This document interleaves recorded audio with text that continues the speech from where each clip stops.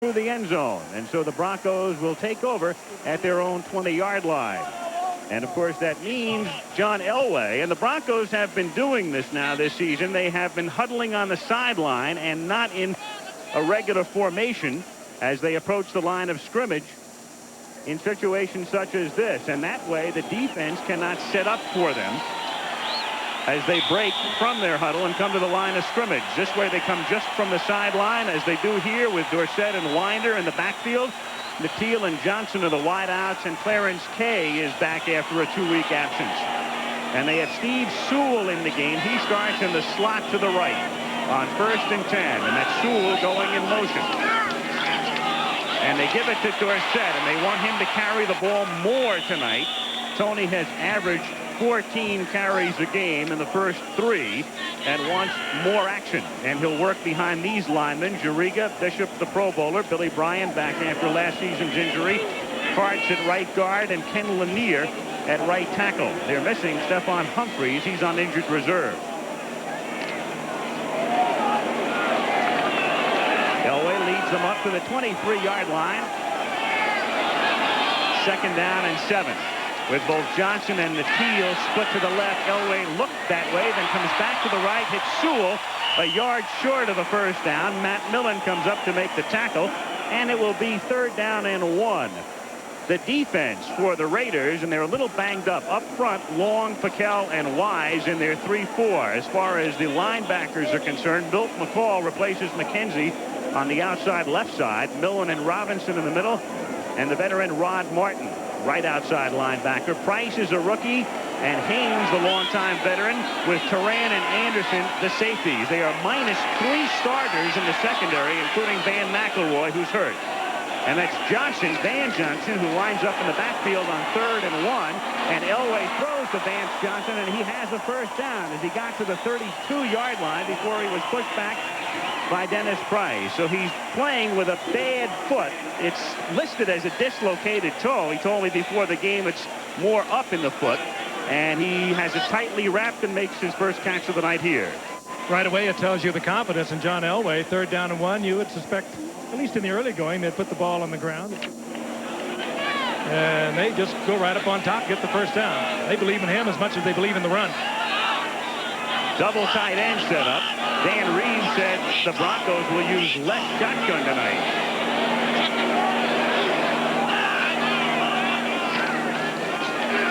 Dorsett, big hole, exploits it out to the 38-yard line for a gain of close to 8. Jerry Robinson, the inside linebacker, number 57, in on the tackle. Robinson in his 10th year out of UCLA. And as we talk about Tony Dorsett and his chase of Jim Brown tonight, Frank, I know that over the years you and I have talked about it. One of the things we admire most about Tony Dorsett, his ability to run between the tackles. He's not a very big man physically, and yet between the tackles he runs the ball as hard as a 240 pounder. And doing it now in his 13th season, 12th season. That's amazing. 2nd and a long 3 from the 38-yard line. Dorsett's 3rd carry of the night. He gets by Howie Long and has the first down and a lot more, and he's finally pulled out of bounds at the 42 of Los Angeles. Jerry Robinson makes the tackle, and so he continues his pursuit of Jim Brown in the runner-up spot of all time. And there he is coming in, number 3 behind Peyton and Jim Brown. And doing what Dan Reeves hoped he could do and get to the outside. And if you want to have any running back get to the outside, it's got to be a Tony Dorsett, because when he cuts back, he turns on the speed, and he still has that little afterburner even after all these years. So the Broncos, who began this drive at their own 20, the opening drive of the game, Dorsett again, and he is stopped at the 39-yard line. He picks up 3. Jerry Robinson is in on his 3rd consecutive tackle, and Dorsett now has carried 4 times for 32 yards.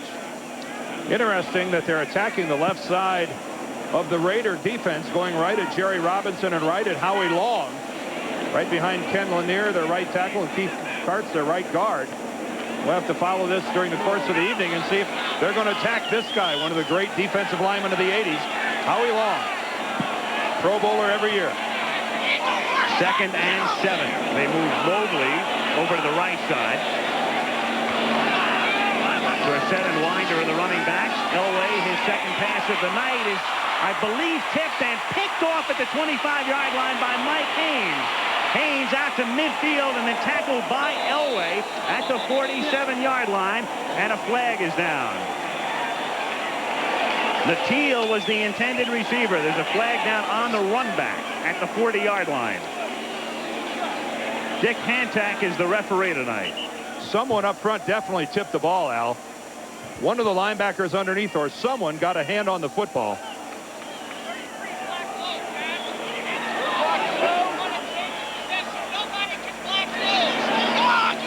Probably it was one of the linebackers taking a short drop. Jerry Robinson had made 3 straight tackles, and it may be Robinson whose hand got on the ball. Elway now arguing with the side judge.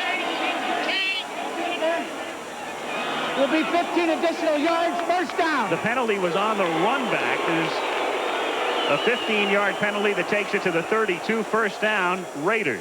Let's watch it here. That's Jerry Robinson, number 57, and it is Robinson that tips the ball. Just a slant-in pattern to Ricky Natil, and Mike Haynes, well, he's certainly no stranger to making an interception. Heads up the sidelines, and let's see if we can pick up where the penalty came in. It was somewhere out of our camera range. Schrader takes his first snap now as a Raider at the 31-yard line. Allen goes in motion.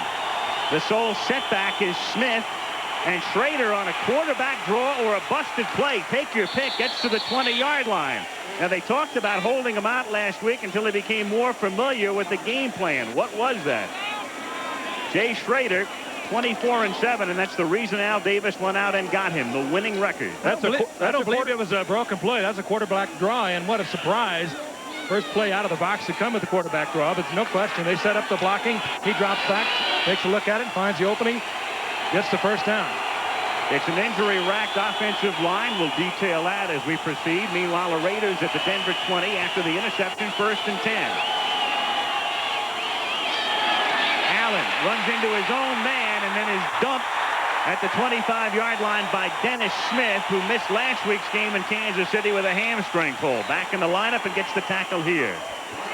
Take a look now at this Denver defense, masterminded by Joe Collier with Gilbert, Cragen, and Townsend up front. We're also going to see Sean Knight on the nose tonight. Fletcher, Klosterman, Dennison inside, and Ryan outside. And, of course, Mecklenburg is hurt. Haynes and Castile are the corners. Smith and Harden are the safeties. There is Joe Collier, who on 2nd down and 15 sends in his nickel now with Randy Robbins, the 5th defensive back.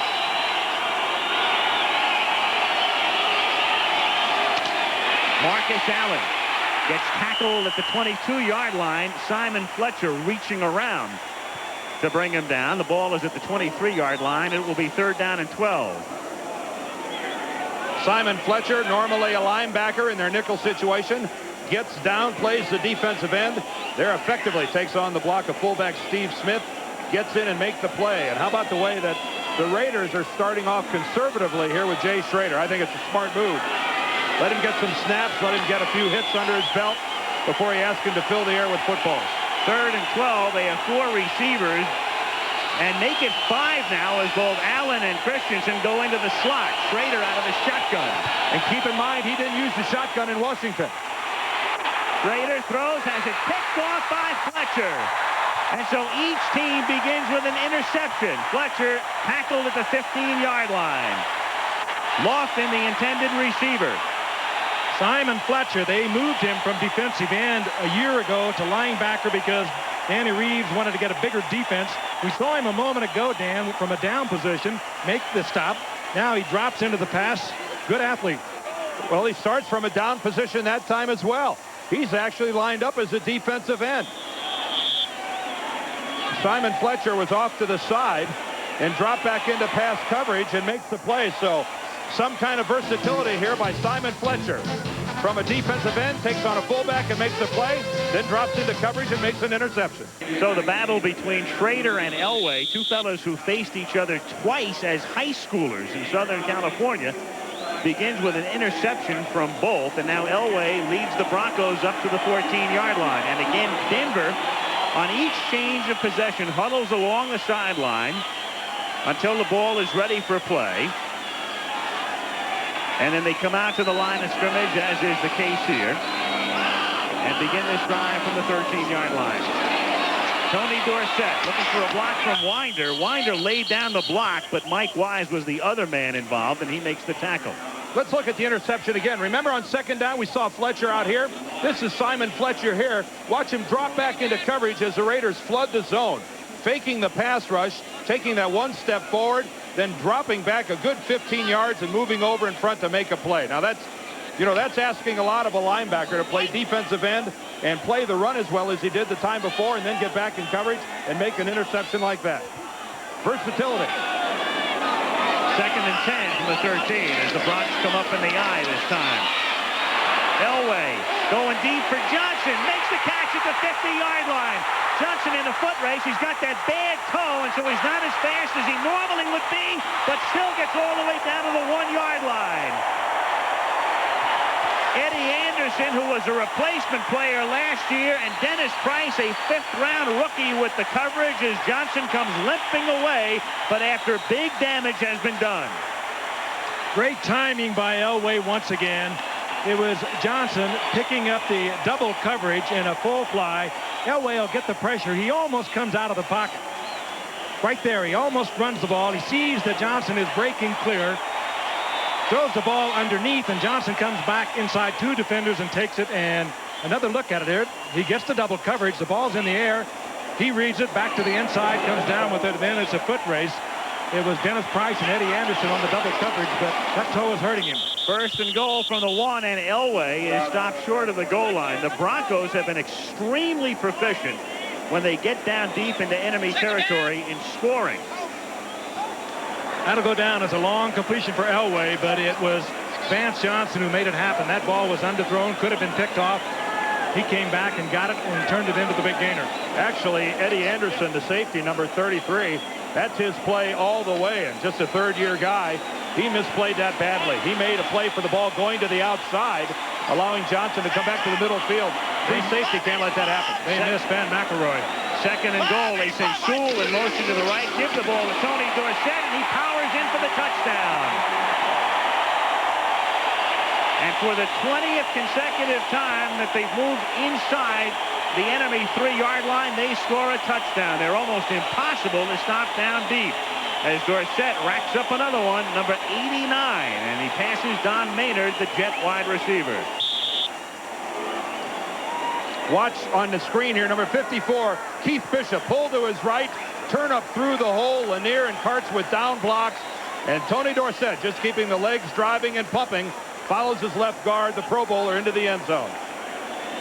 Again, Tony Dorsett not afraid to put his head down, lower his shoulder to pick up the tough yardage inside. Carlos, who hasn't missed a kick this year, either an extra point or a field goal, splits the upright. So he's 8 for 8 in extra points, 4 for 4 in field goal attempts this season.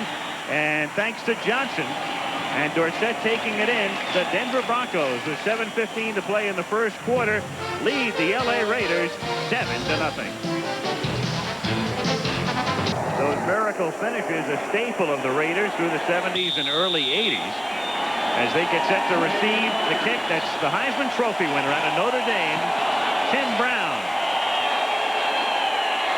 And the kick comes in the direction of Steve Strahan in the corner of the end zone, and he downs it there. And so the Raiders now take possession for the 2nd time with Jay Schrader coming out to the 20-yard line. Al Davis was saying the other day that he doubts that Schrader will ever lead the league in a lot of statistical categories, but he said, I got him for one reason. I looked at that one-loss record, 24-7, and that, of course, is from the man who made famous the phrase, just win, baby. Well, when he was starting for the Redskins, he was not a high-percentage passer, but he could beat you in a lot of ways, and he did it with big plays with the Redskins. Can move around, too. They come up in the eye at the 20-yard line. Marcus Allen is the tailback, back of Steve Smith, the burly fullback. And the fake draw. Good protection, and it's caught by Smith out at the 23-yard line. He stopped there by Castile, wrapped up by Castile and Dennison. Smith is out of Penn State in the 2nd season. Of course, this is a temporary job because you know who comes along in about 4 weeks. A fellow by the name of Bo, last name Jackson. Just what the Raiders need, more good athletes offensively. Shanahan There he is, the youngest coach in the league. He just turned 36 last month. But only Shula started out as a head coach in this league younger than Shanahan. Don Shula started out at 33 in Baltimore. 2nd and 7 from the 23-yard line. Marcus Allen. He takes it to the 24-yard line. Sean Knight, number 99, and Rick Dennison, 55, in on the tackle. Knight coming off an interesting story. The Saints' #1 draft choice last year, but a disappointment there. Gregory was a disappointing #1 pick for Denver this year, so the two made a swap. And that was a trade that really didn't surprise anyone in New Orleans. Remember, we were down there during the preseason, and they were telling us how Sean Knight was just not living up to the #1 draft choice expectations that they had for him in New Orleans, and it wasn't a surprise at all to anyone down there that he was sent packing. Shotgun on 3rd down and 5, and Tim Brown is in. They send him out into the pattern, and Schrader gets sacked at the 17-yard line. Dennis Smith on the safety blitz puts the pressure on, gets the sack, and forces the punt in the sea of orange. Dennis Smith missed last week with a pulled hamstring, and it gives you an idea about the Denver Broncos. They move people around so much, you never quite know where they come from. Number 49 is Dennis Smith, right up the gut. They failed to pick him up, and Schrader has no chance at all. Gossett's punt fielded by Ricky Nattiel at the 26-yard line, and it's a 10-yard run back to the 36. And so the Broncos will start there after the tackle by Stephon Adams. 5:24 left in the first quarter. 7-0. No goose. Carl Mecklenburg, the great linebacker, fractured that thumb on the very last play of the game last week against Kansas City. He changes what Joe Collier, the defensive coordinator, can do with the Denver Broncos. They could send him from any spot on the field, and he changes things dramatically for them defensively. Broncos ahead 7-0. 5:24 to play first quarter, and from the 36-yard line, Elway rifles one into the hands of Ricky Nattiel, who makes the catch for a first down out at the 47-yard line. And Elway has to be licking his lips. We mentioned the problems in the Raiders secondary. Normally they'd have Terry McDaniel and Lionel Washington at the corners and Van McElroy at a safety. They're all hurt and out. But if your choice is between Mike Haynes on one side and a rookie and Dennis Price on the other, I think John Elway is going to take the rookie every time. And that time going against Dennis Price, number 38, and staying away from Mike Haynes. And I don't blame John Elway at all. Haynes already with 1 interception today.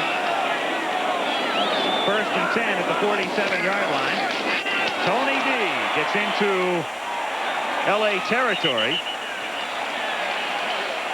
as he crosses the 50, and Eddie Anderson comes up from his safety spot to stop him. It'll be 2nd down.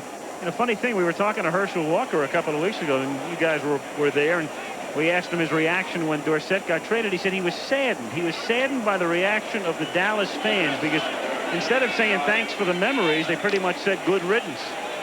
Well, Herschel understands the nature of the business, and he knows that someday that could be and may be him. And that's, you know, sometimes you don't appreciate what you had until you lose it. This is Sammy Winder, who used to be the featured running back. Now he's the fullback, and he takes it to the 38-yard line, and Stacy Turan makes the tackle. Winder has led these Broncos for 5 years in rushing, and you wonder how a player like Winder handles somebody coming in like Dorsett. He's handled it very well. Obviously, he's going to have a much more limited role than he's had in the past. But how many running backs are there in this league that wouldn't be flattered to share the same backfield with Tony Dorsett? We're not talking about Hamburger just showing up and some coach playing favoritism and putting them on the field. First down from the 38-yard line, and now Winder becomes the blocker for Dorsett, who picks up 3 as Tony takes it to the 35-yard line, and Jerry Robinson gets credit for his 4th tackle.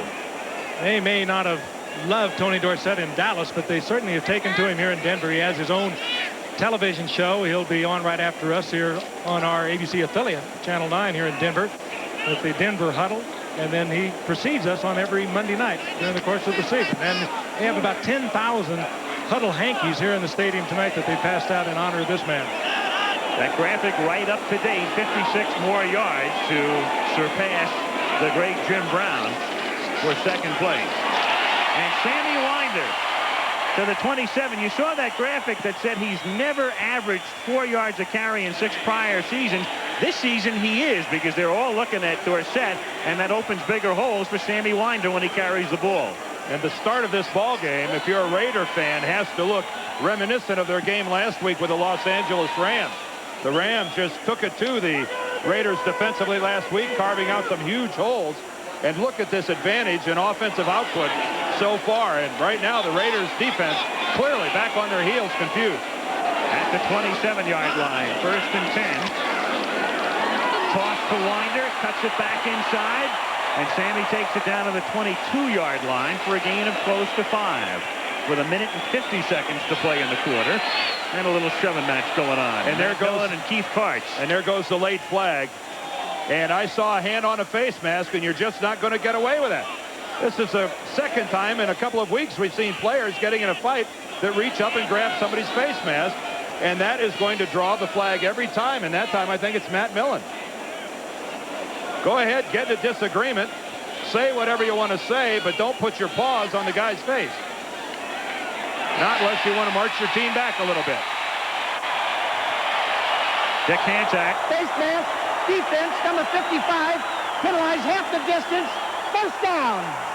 I love the guy's intensity. Matt Millen plays this game the way it's supposed to be played. Now that time, he's locked up on Keith Karts, number 72, and you can see the left hand has the face mask as he pulls him down, but I really think the infraction came after the play when he got in a confrontation with Karts and went ahead and grabbed his face mask again, because that flag came way after the play. It did look like Karts had a handful of jersey there too, Dan. It's 1st and 10 from just outside the 10. They conceivably could get a 1st down without a touchdown, and Tony Dorsett cuts it back and gets wrapped back at the 6 as Eddie Anderson gives him a shot. Anderson was a replacement player last year, and you might recall when we did a Monday night game in here during the strike, he was the man who shattered several of Steve Watson's ribs. And Watson did not play for a long time. He was out for at least 6 weeks, as I recall, maybe longer. And in fact, Watson is hurt again now and on injured reserve. At the 6 now, 2nd down and about 5.5. Again, they can get a 1st down inside the 1. Time for the Raiders defense to come up with a big play or they're in trouble. Nakeel is in motion. And Tony Dorsett powers to the 1-yard line. So it's going to be 3rd down and about 4 inches for a 1st down and a yard for a touchdown. Well, it would appear that the Denver Broncos are responding to head coach Dan Reeves' tongue lashing about the way they played in Kansas City last week. He was not happy at all about their effort or their intensity. He thought that the Chiefs were far more physical than the Broncos last week, and night and day. This is certainly a different ball club tonight. Elway is looking at the clock and asking Reeves, do you want us to run a play? They don't have to, and so they will wait. They will let the time run off as the 45-second clock is 2 seconds behind the game clock. The crowd at that end doesn't like it very much, but they sure love it in the other bleachers. They're coming their way. Into the 1st quarter. 7-0 Denver, and we'll be back in Denver after this. ABC's Monday Night Football. Starting the 2nd quarter, Denver 3rd down and a ½ yard for a 1st and a yard for a touchdown. At the 1. Sewell goes in motion. The Raiders come across the line, and the flag stops the play before the inception of the play.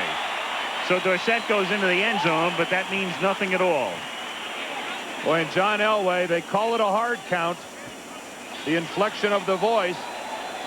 I didn't see anybody for Denver twitch up front. Let's see if they did. But he brought off, I'd say, a good half dozen of the Raiders. If it's half the distance to the goal line, that's probably going to be enough for a 1st down. That's the significance here. It's going to be close, Al. It's going to be very, very close to a 1st down. Encroachment, defense, there was no snap. Encroachment takes place prior to the snap.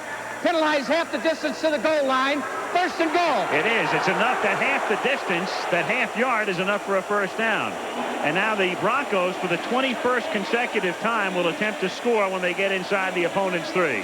They are unstoppable down here. That hard count you referred to, Dan, is always very timely by John Elway, too. You always get it from John when he has short yardage, looking for the first down, looking for an offside in a very selective situation. Those figures, of course, go back to last season. First and goal, Sewell in motion. And he serves as a lead blocker for Dorsett, and TD has another TD.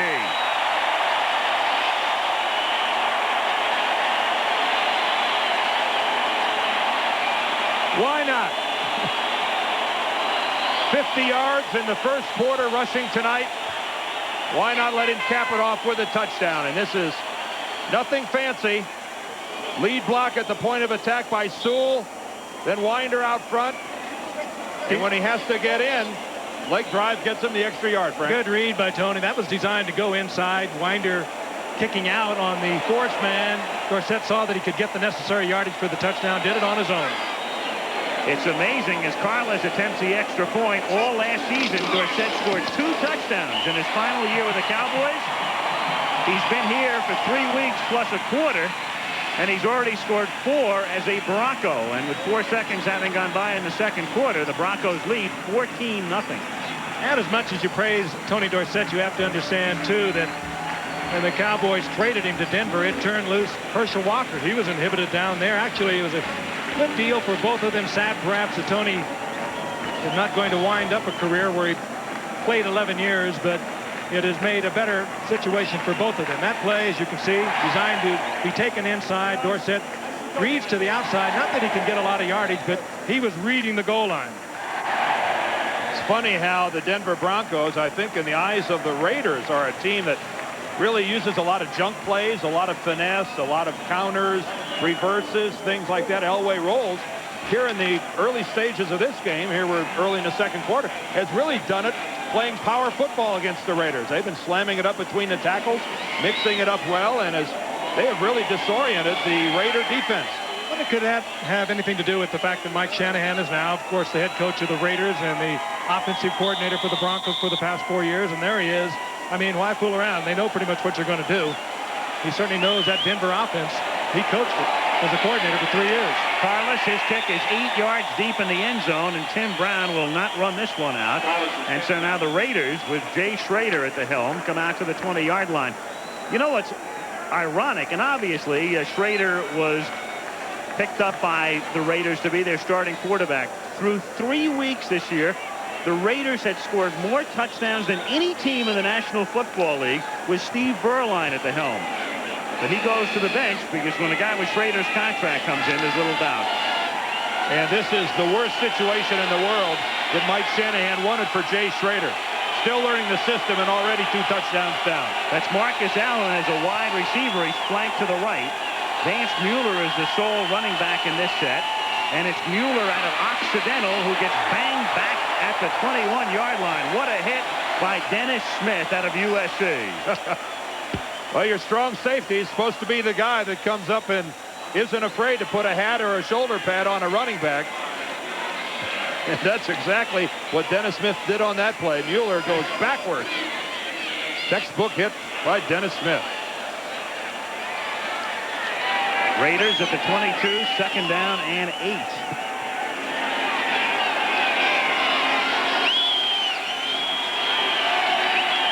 Lofton in motion. Then he slots to the left with Galt split to the left and Lofton in motion. Toss to Marcus Allen. He picks up 3 and he's rolled out of bounds by Rick Dennison. They can afford to use Allen a lot. He's really been a workhorse because Shanahan knows a little of the pressure. A lot of the pressure comes off and a lot of the workload comes off when Bo Jackson gets there. Bo Jackson's deal, by the way, lets him have a week off after the baseball season ends, which is next Sunday. Then he reports, and as Dennis Smith comes hobbling off holding his hamstring and will be replaced in the Denver secondary, Jackson gets a week off, and then it's conceivable he would play against Kansas City at Arrowhead in the middle of October. I think Tyrone Braxton is the ball player that came in to replace Dennis Smith.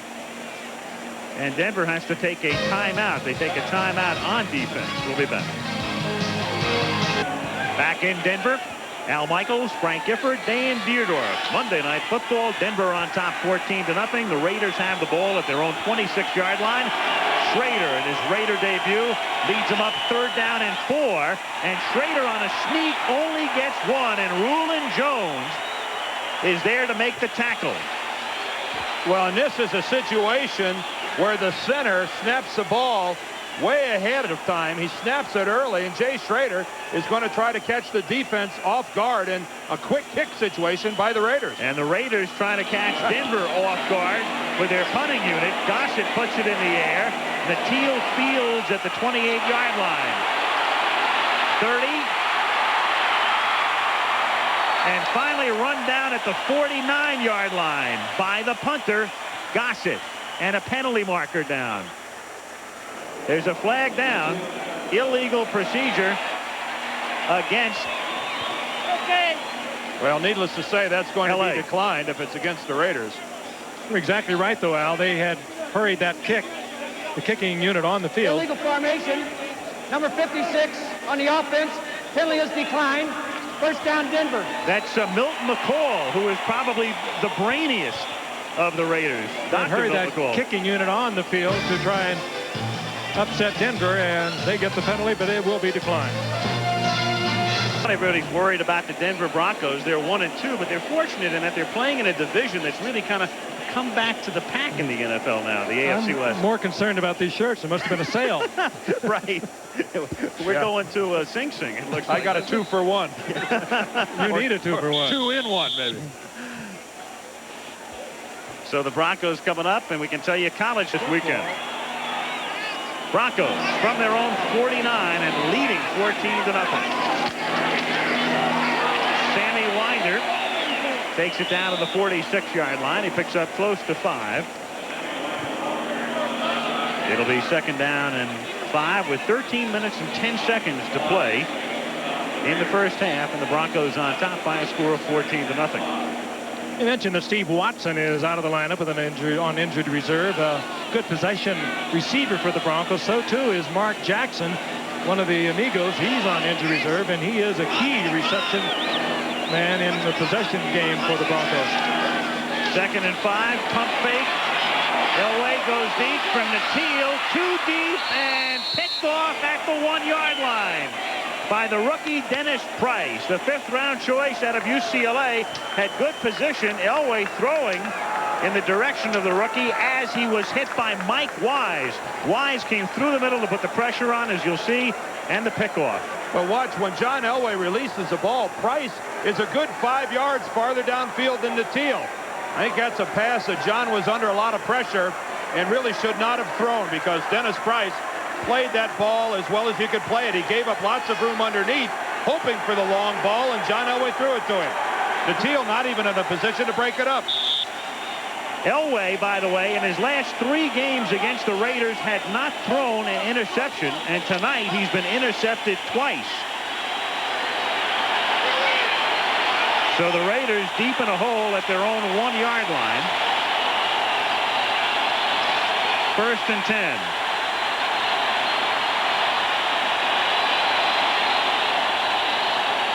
Crowd trying to disrupt the count. And Allen takes it out to the 3 or 4-yard line. And we'll check out the middle of the line. Bill Lewis was playing with a gimpy leg, and he has come out of the game. John Giesick is the new center, and they are really battered and bruised on that offensive line, Dan. Yeah, they really are. They've lost Mosbar, who's gone. Jim Lachey, who manned left tackle for them, is now playing in Washington. And now Bill Lewis is out. John Giesick, just a 2nd-year guy who was a 10th-round choice last year. It's not the lineup that would remind you of guys like Gene Upshaw and Art Shell. And Brian Holloway is gone. He's on injured reserve. Yeah, it's a nicked-up group. 2nd and 7, and Schrader's got to take a timeout. He'd run out of time. He would have never gotten the playoff.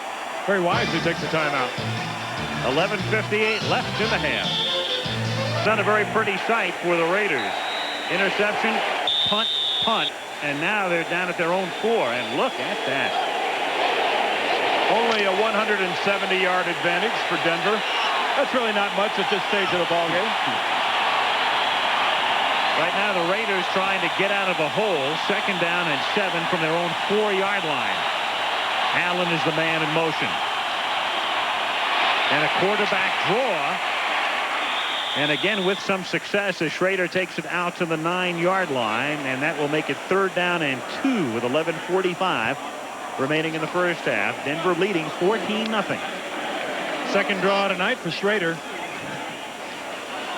I think they probably have kept it very simple for Schrader. He's been there 3 weeks. He's been working night and day to absorb the offense, but it takes a while. It was very complex this game today. Doesn't get much simpler than a quarterback draw. It certainly doesn't. I think that's why they're keeping it that way. That might be oversimplifying the simplicity of what they're trying to do. 3rd down, 2.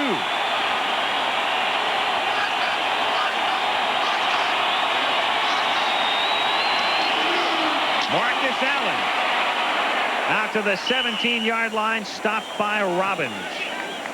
Marcus Allen, he is the Travelers' Man of the Year for these Raiders. And as we remind you each and every week that the Travelers' Man of the Season will be announced on Super Bowl Sunday. Certainly one of the strong contenders. That's an appropriate award for a guy from USC, isn't it? Absolutely.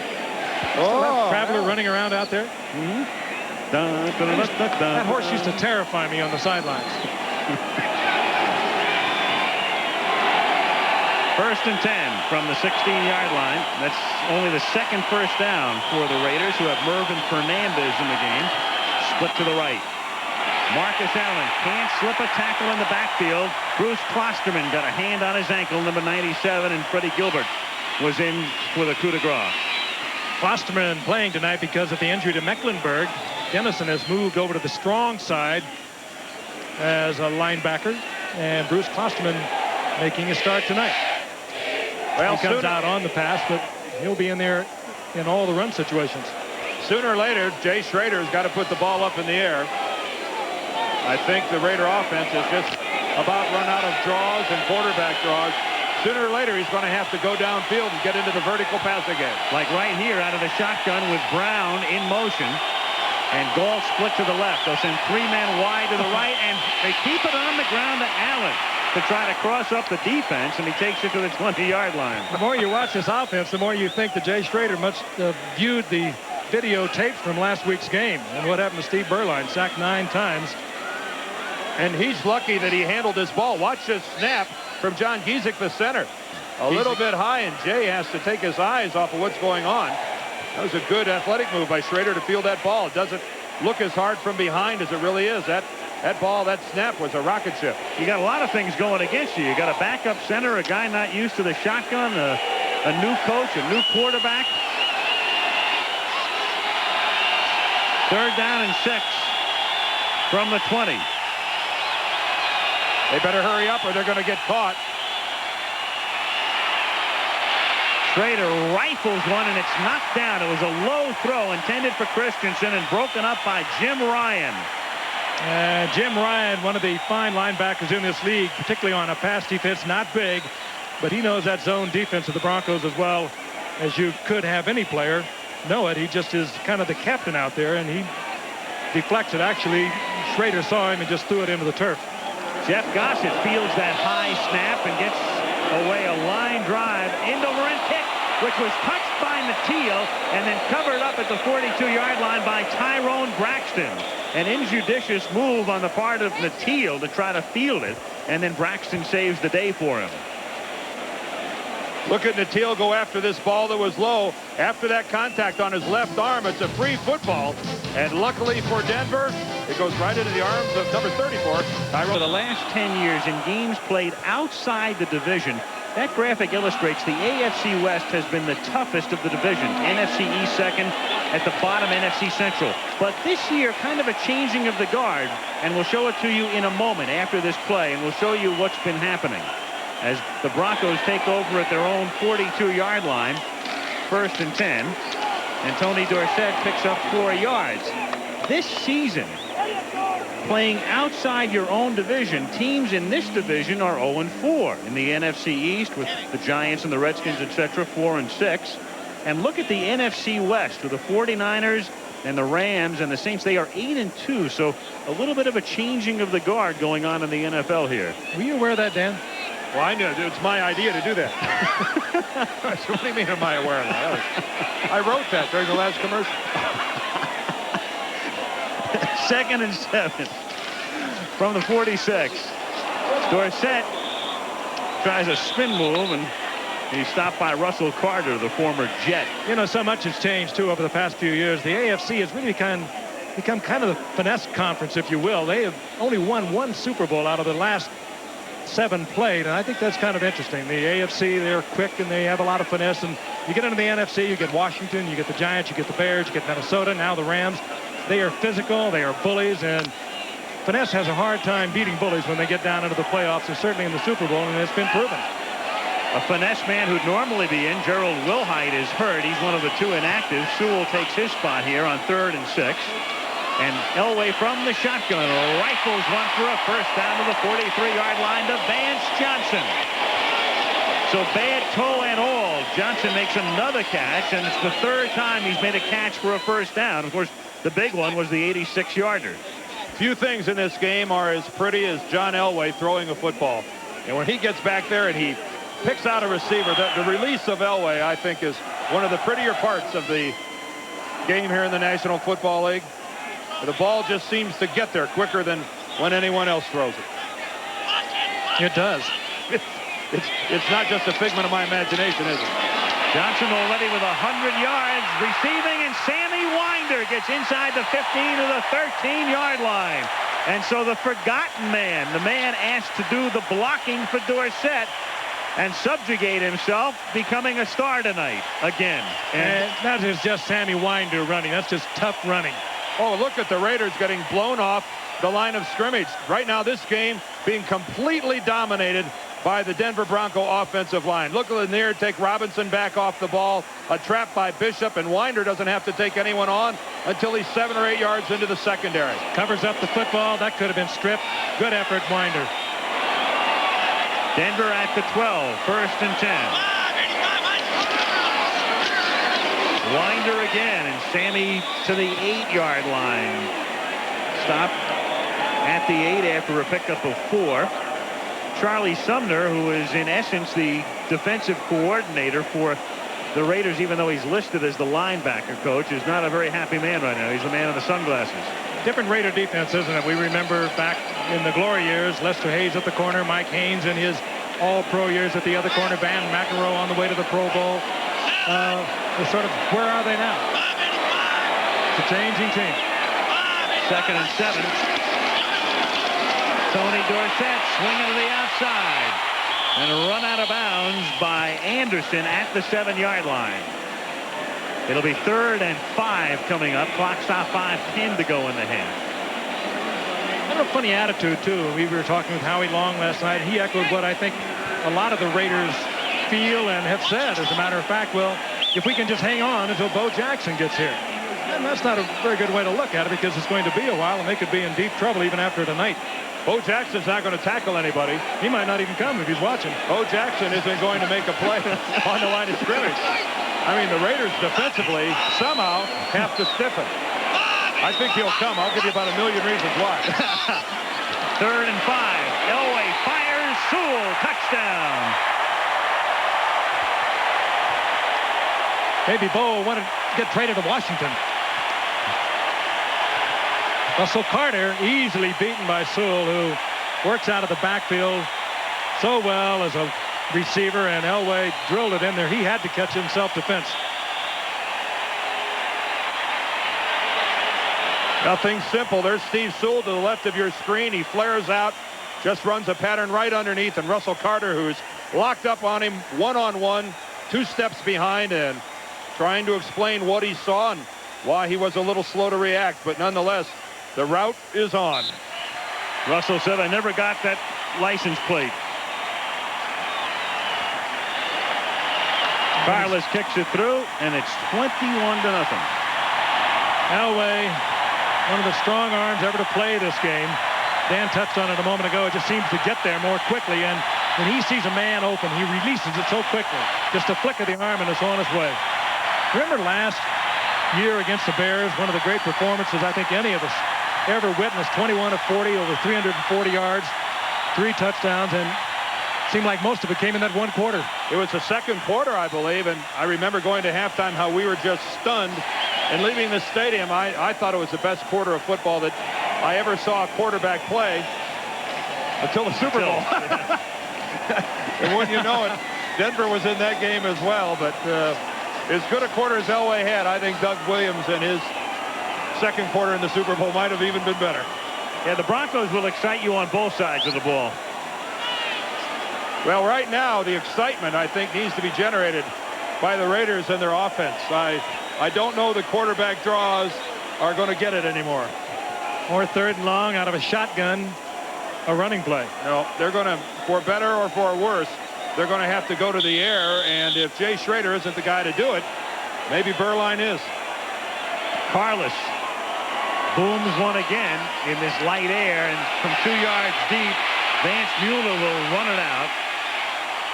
And he runs it out to the 21-yard line. And so the Raiders begin a drive from there with 4 minutes and 55 seconds to play in the first half. Jay Schrader, in his first Raiders start, talks about his most memorable moment. Well, I think my most memorable moment in the NFL was we were playing Minnesota at home in 1986, and the game goes into overtime, and you throw a little hitch pattern and watch Gary Clark turn it up the sidelines for a touchdown to win it in overtime. I think that has to rank right up there with one of the highlights of being out in the NFL. Tonight's game is not rivaling that, at least at the moment. From the 22-yard line, Schrader throwing deep and incomplete and overshooting Mervin Fernandez, and a flag is down back at the 15-yard line. So Schrader uncorking one for Swervin Mervin. That's not only incomplete, but now you've got a holding call going against the Raiders. Guys, I want to clarify what I said about Jay Schrader, and if he's not the guy, maybe it's Steve Berline. My point there is, if Jay Schrader does not have enough of the Raider offense under his belt to execute passing every other down, or even more than that, that's why they may have to go to Berline.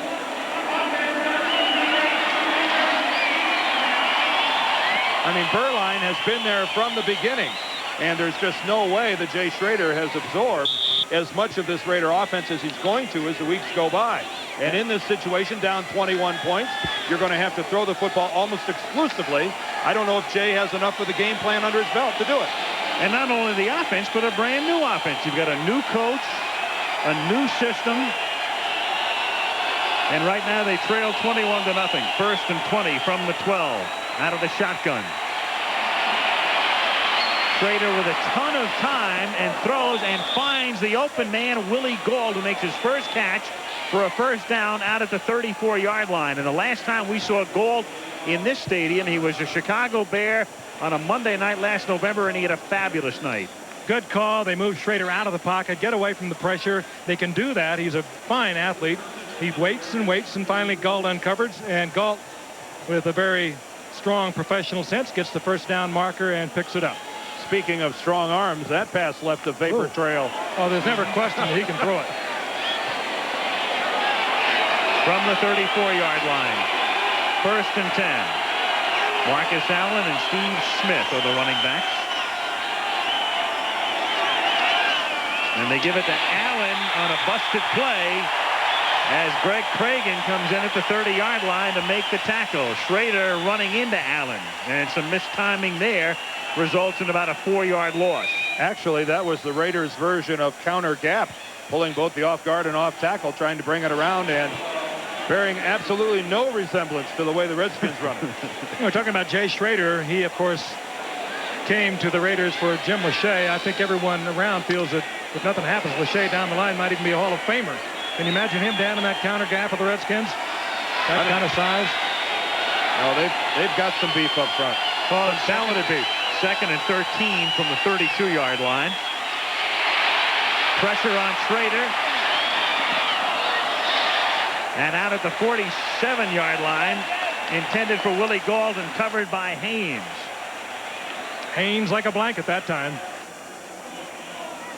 Did not have to come up. You knew Schrader could not pull that ball down and run with it. There was pressure from the outside, and here is Gauld. Haynes aware of the speed, but plays it ever so well. Almost picks it off. Almost got inside. And Mark Haynes, one of those players on this Denver team that has been escaping Dan Reeves' wrath. He's been playing extremely well so far this year, and good coverage that time on Willie Galt, the former Giant, and when he wants to be one of the better corners in the game. We have an unsportsmanlike conduct against the Los Angeles bench. 15-yard penalty. Repeat the down. Third down. Against the bench, that could be against anybody over there. Okay, now whoever did it, I want you to raise your hand. Now let's make this like a basketball game. When there's a foul, you got to raise your hand and say it was me. You know, I can't remember the last time I've heard that call. Well, it's being explained there to Mike Shanahan. Sure, he's never heard of it. I don't think anyone's going to own up to it right now. Well, if things aren't going bad enough for the Raiders offensively, now the bench chips in and moves them back a little bit. 3rd and 28 from the 17-yard line. With a moving pocket, the flag is down, and that was almost a lateral pass. That was to Marcus Allen. I think Allen was going to throw the ball. A flea flicker back to Allen. He had Willie Galt deep downfield. Bad pass to Allen. I'm not sure whether he would have had enough time to throw it had it been a good pass. Did not fool Denver. Illegal procedure on top of it. Last time we saw a play like that in this stadium, Houston was in here for the playoffs. Yeah, and look how well it worked for them. Same thing here. About the same. Well, it was back at the goal line. Formation. Offense number 66. Not aligned on the line of scrimmage. Penalty is declined. Fourth down. Well, they're pouring the salt in an open wound right now. Steve Wright was back off the line of scrimmage, the right tackle on that play for the Raiders, and I wouldn't look for the fake punt here. No, we're not in Detroit. Gossett's kick. Natil at the Raider 49-yard line and runs it back to the 39-yard line. And the first half belonging to the Broncos. At the 3:32 mark, that much time remaining today. Denver from the Raider 39, and Dorsett closing in on Jimmy Brown, picks up 6. Lyndon King, the linebacker, 52 in on the tackle. And that's the Denver radio booth. Well, they've got some happy things to report tonight. Bob Martin and the boys. Well, this is a fun game to do if you're the home radio team. This is when you can hoop and holler and have a pretty good time. The Raiders now starting to flood the line of scrimmage, putting 8 people up on the ball, trying to play the Denver running game and not doing it well. Sammy Winder picks up 6. I'm sure this is not what Mike Shanahan expected from his defense. They really figured this defense was the thing that would hold them together until Schrader came along, Bo Jackson arrived. This is a defense that was ranked 2nd in the NFL in yards allowed last year, and tough against the run. They have been shredded tonight. Always tough against the run. I'm sure that Shanahan is not believing his eyes. Poor Jay Schrader over on the sideline. I mean, he must just can't believe this. Already down 21-0. Denver already in scoring position.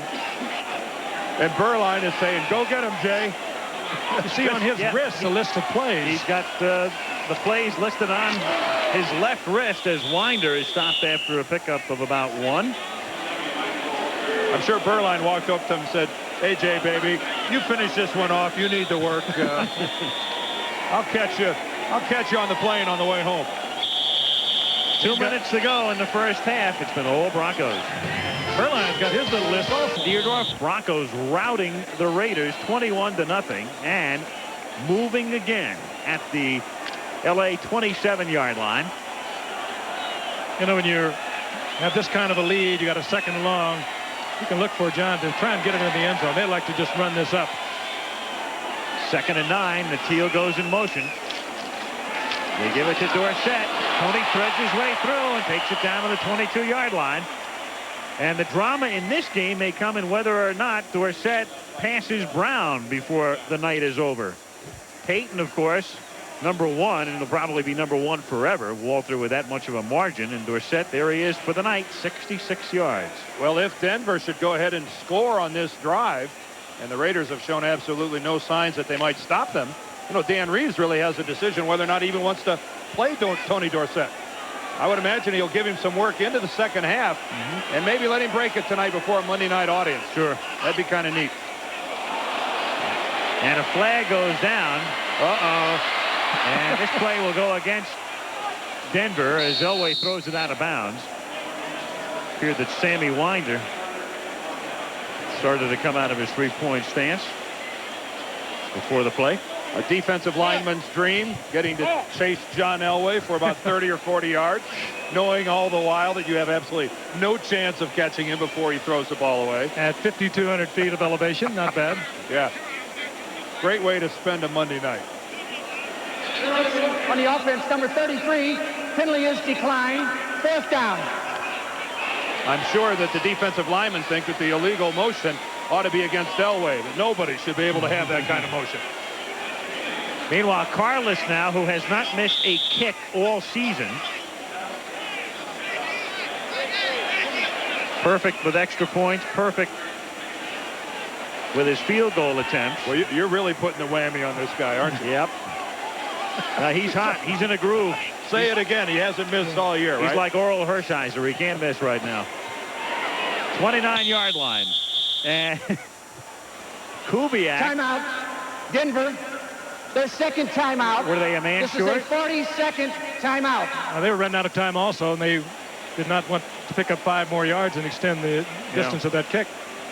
It's about the only thing Denver's done wrong in this first half. Speaking of Oral Hershiser, as you were. Yes, as we were. The League Championship Series begins, and you see a picture there of Darryl Strawberry, and we can't show you who he might be facing because it's not yet official, but the magic number for the Dodgers is 1, so you can count on it. Dodger Stadium in Los Angeles will be the site Tuesday. That's a week from tomorrow night at 8 Eastern time. The beginning of the League Championship Series. And with the Dodgers and the Mets, it figures to be Hershiser and Gooden. Davey Johnson has already announced his starter. And the American League Championship Series between the A's and probably the Red Sox will begin the following evening. What's the name of that famous announcer doing this series? Emmy Award-winning announcer. Al. Who dat? You guys will be real good on Bourbon Street next week. 39-yard attempt by Carlos. Good.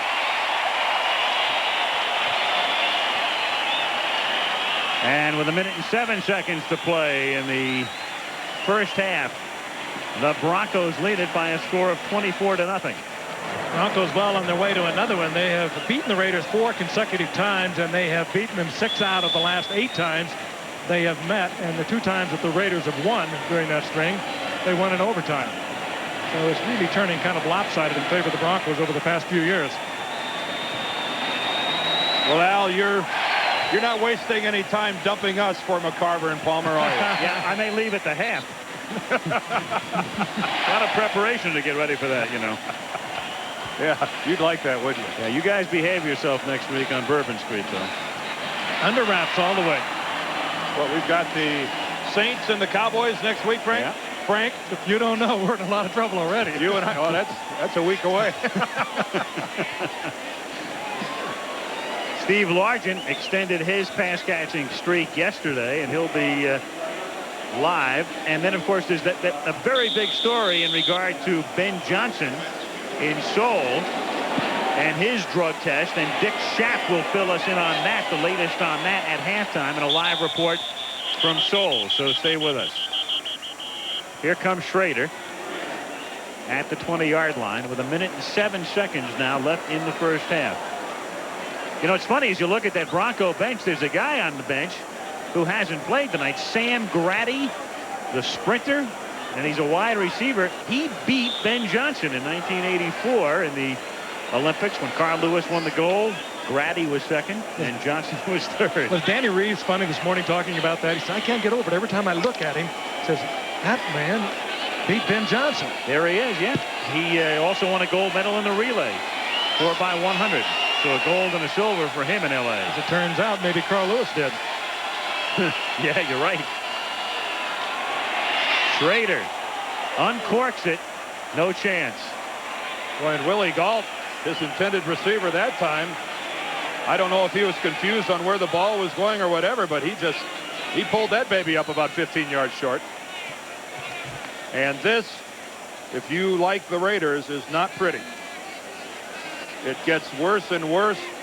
On their last possession, a minus 17 yards, capped by a punt out of their own end zone. Of course, that was after a personal foul on the bench, an unnamed perpetrator over there. Perhaps somebody's graphic discussion of the official's ancestry. I'll leave you to speculate on that. But I think you're probably right. 2nd and 10. We've got a whistle. Play is dead. I think we got delay of game there. Yeah, we do. Clock went down to 0. Well, this is ugly now. You know, you don't expect that. As you look down there, you see James Lofton on one side. You see Willie Galt. You see Marcus Allen. Delay. Offense number 13. Still 2nd down.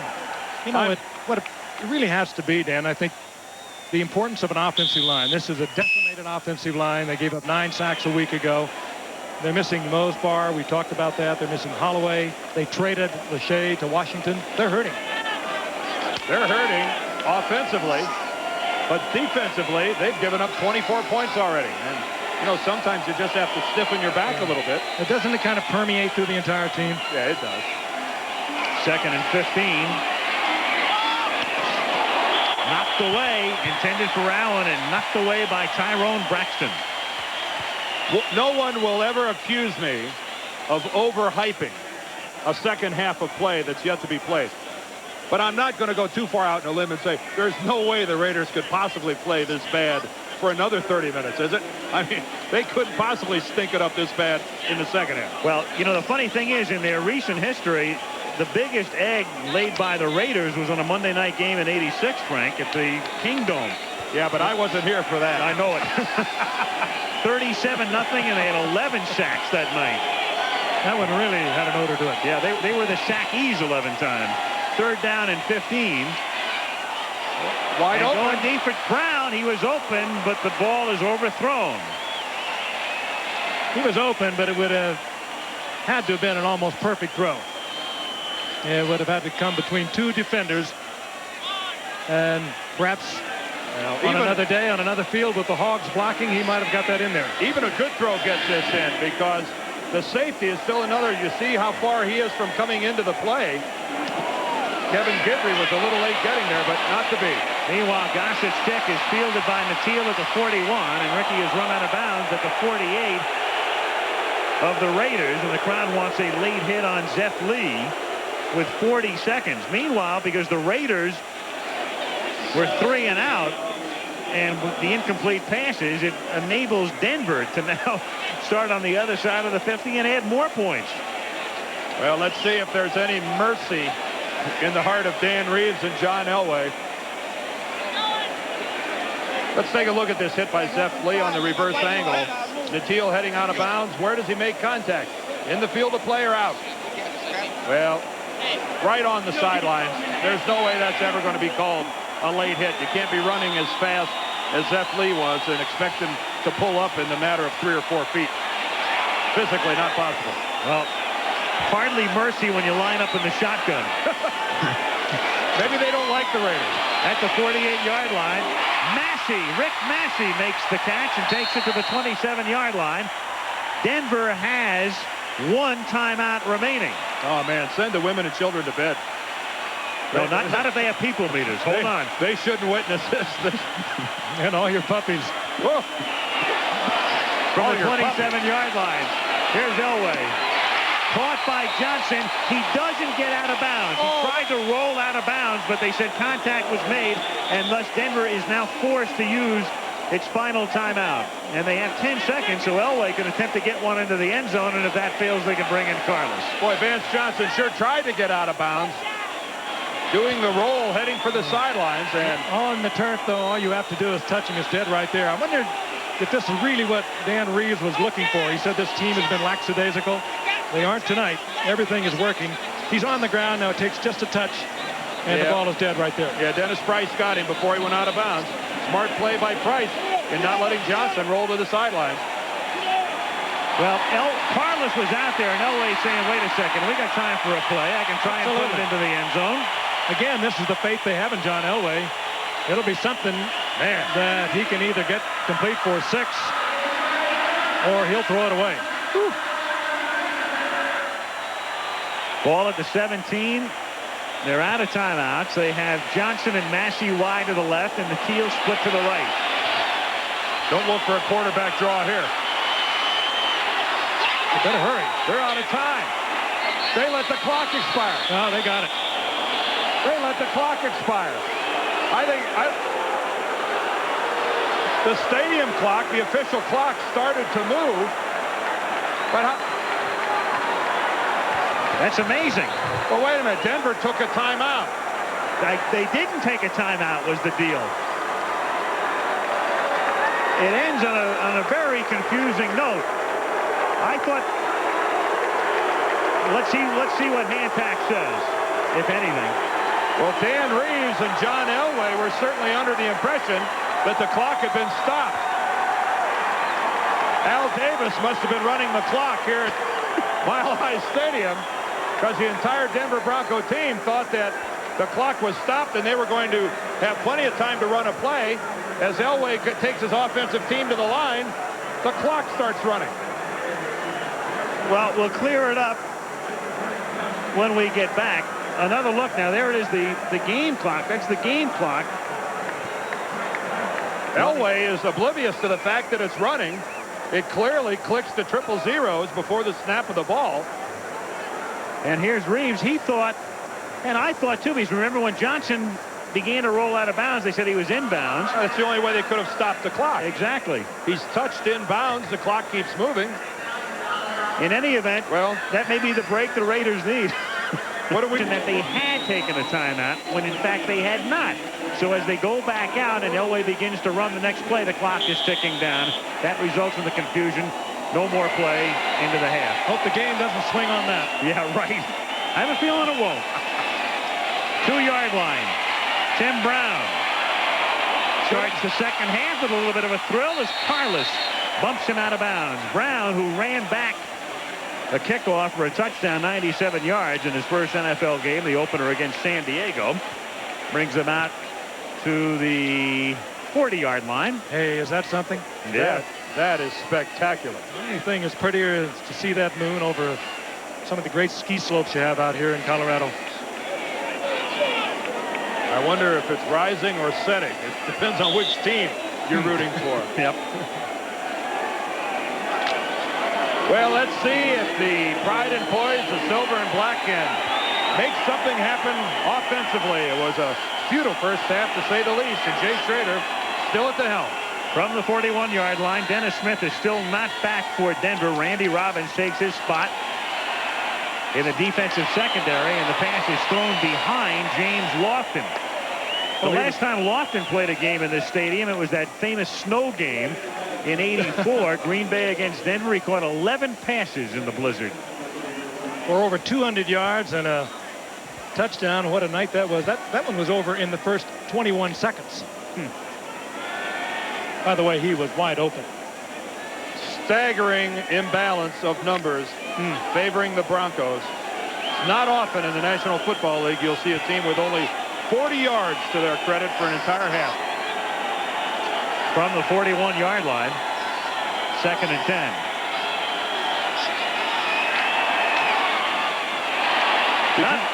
Third down. Not only 41 yards, Dan, but a team that has Schrader, Galt, Lofton, Allen, Christensen, who's been totally silent tonight, and the rest. They have marquee names on offense. And they also have Rory Graves, a left tackle, a backup center, who does a whiff job there on Rulon Jones.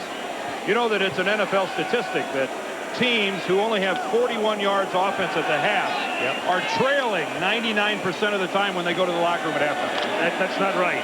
It's 97%. Well, 99 by my calculation.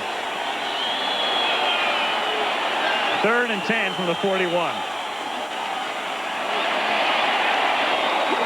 Flag, and the minute you mention the silent Christensen, does he? No, he doesn't make the catch. and we'll see about the penalty. Well, this will be a holding call against the Raiders, I would imagine, and it just goes from bad to worse. And if you don't believe me, ask him. Holding, offense, number 63. Penalty is declined. 4th down. John Ysrds. John Ysrds, the center, who's having to play for Bill Lewis, who would be the starting center, who tried to play tonight and couldn't. He's out. The much-traveled Jeff Gossett gets off a good kick, fielded by Mateel at the 13-yard line. And he gets banged down at the 18-yard line. Tackle made by Reggie McKenzie. And again, coming up this Saturday at 3:30 Eastern Time, the Bruins in contention for a national title, coming off a tremendous victory over Nebraska against Washington. And Chief Jackson and Bob Brucey will be there. Iowa, Michigan State, with Gary Bender and Dick Vermeil. So check your local listings for the game in your area. UCLA not only with Troy Aikman at quarterback, but a talented group of big uglies up front. Oh, yeah, in the trenches. Oh, what a showdown they're heading for out there between UCLA and USC. Yeah. USC defeating Oklahoma this past week. Well, here's the story of the second half, at least for the moment. Dorsett, and whether or not he can eclipse before the night is done, Jim Brown. He stopped for no gain here by Lyndon King. And there's a quarterback comparison for the first half. A little different. Look at the rating. 105.5 rating for John Elway. 1.7 for Jay Schrader. And I did not know that you could get a rating that small. That's incredible. That has to be a mistake. That can't be right. Wonderful world of microchips. 1.7. 2nd and 10 from the 18. Elway throws it into the back of one of his linemen. Oh, that's a Bishop, and the 3 flags come down. Ineligible receiver, and that'll go against the Broncos. Yeah. You know what the deal is, Dan, as we wait for Hantack to tell us officially. Illegal touching behind the line by an ineligible receiver. It is a loss of down penalty, 3rd down. According to my calculation, Dan, at the half, if a quarterback has a rating of 1.7, 100% of the time that team goes down to defeat. I thought it was 99.8, but I'll go with you. I rounded it off. Elway hitting Bishop right in the back, but he was open. He'd have dropped it even if he'd have been facing Elway, so it wouldn't have made any difference. It would have been flags anyway. Behind the line, you can't touch. Were you ever tackle eligible? Yes. But then I got married.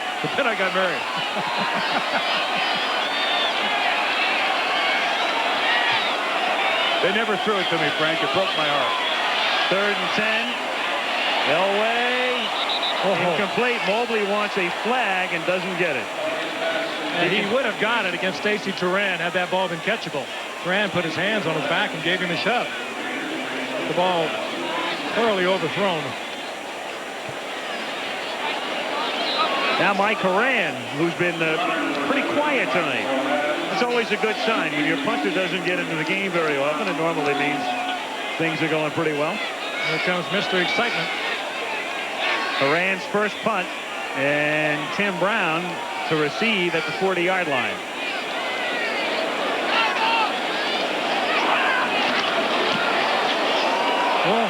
A boomer.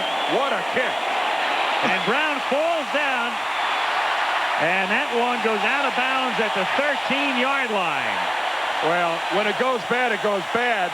But what a punt by Mike Horan. That was exciting for Tim Brown, too. 69 yards. His attempt at a back pedal. Tim Brown won't be a corner. Poor baby. Defense revisited in this one so far tonight. 13:24 to go, 3rd quarter. Broncos on top, 24-0. Raiders have the football at their own 13-yard line, 1st and 10.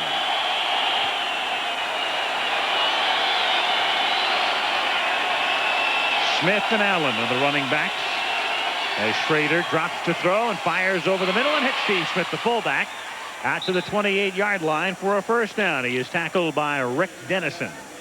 This is one of the Raiders that Dan Reeves is really high on. They would have liked to have drafted Steve Smith had they been able to. And young running back, good blocking back out of Penn State. You see so many of them come out of Penn State that can do so many different things. Phil Paterno almost demands that from his backs. Good receiver, good blocker. To the 28-yard line.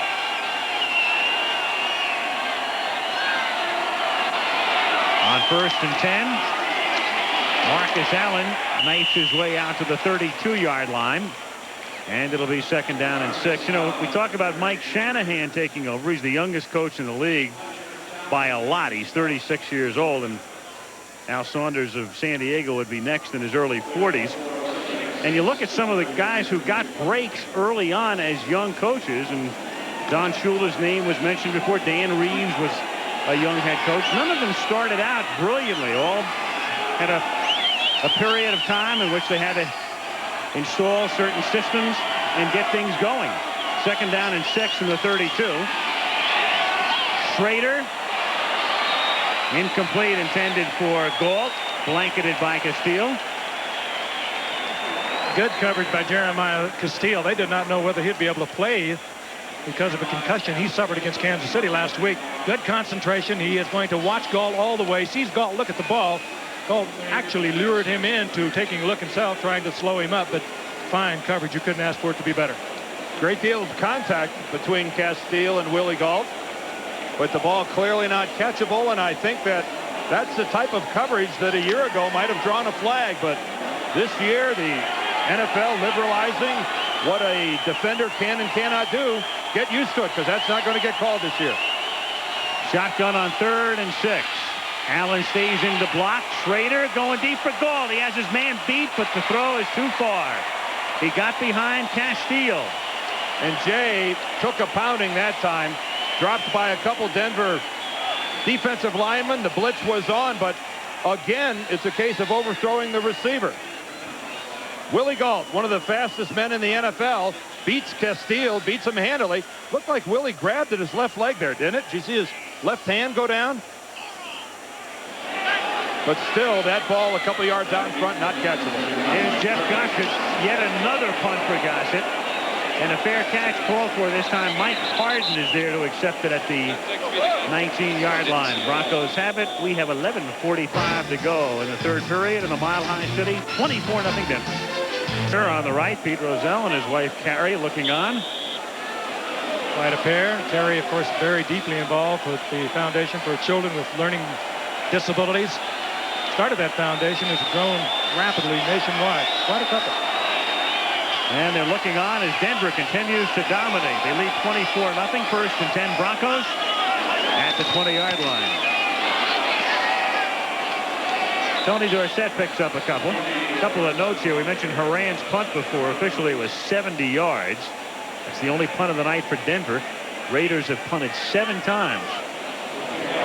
And it's 24-0 as Tony Dorsett becomes the story right now. He needs 29 yards, and he'll move into 2nd place behind Walter Payton. He's got 68 at the moment. It'll be fun to see him do it tonight. National audience, Monday Night Football. I know he'd love it. 2nd and 8. And he'll pick up a few more here. About 2 hard ones to the 24. So he's doing it in little bites right now. Interesting. When Tony Dorsett overtakes Jim Brown, he'll still be over 4,400 yards behind Walter Payton. That just tells you about the remarkable career of Walter Payton. And you have to throw in at the same time, what's going to happen if 2 things happen? Eric Dickerson stays healthy, and Eric Dickerson feels like playing for another 6 or 7 years. What if he'll blow by Walter Payton? What if Bo Jackson quits baseball? Do it next year. 3rd and 6. Massey makes the catch. Flag is thrown.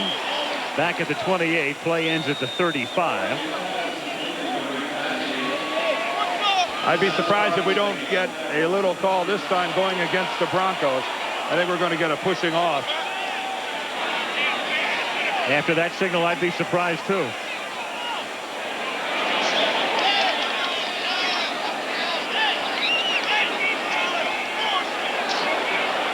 Offensive pass interference.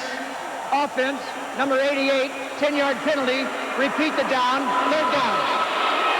Clarence Kay. Well, the crowd here in Denver is booing lustily, but a good call that time by the officials.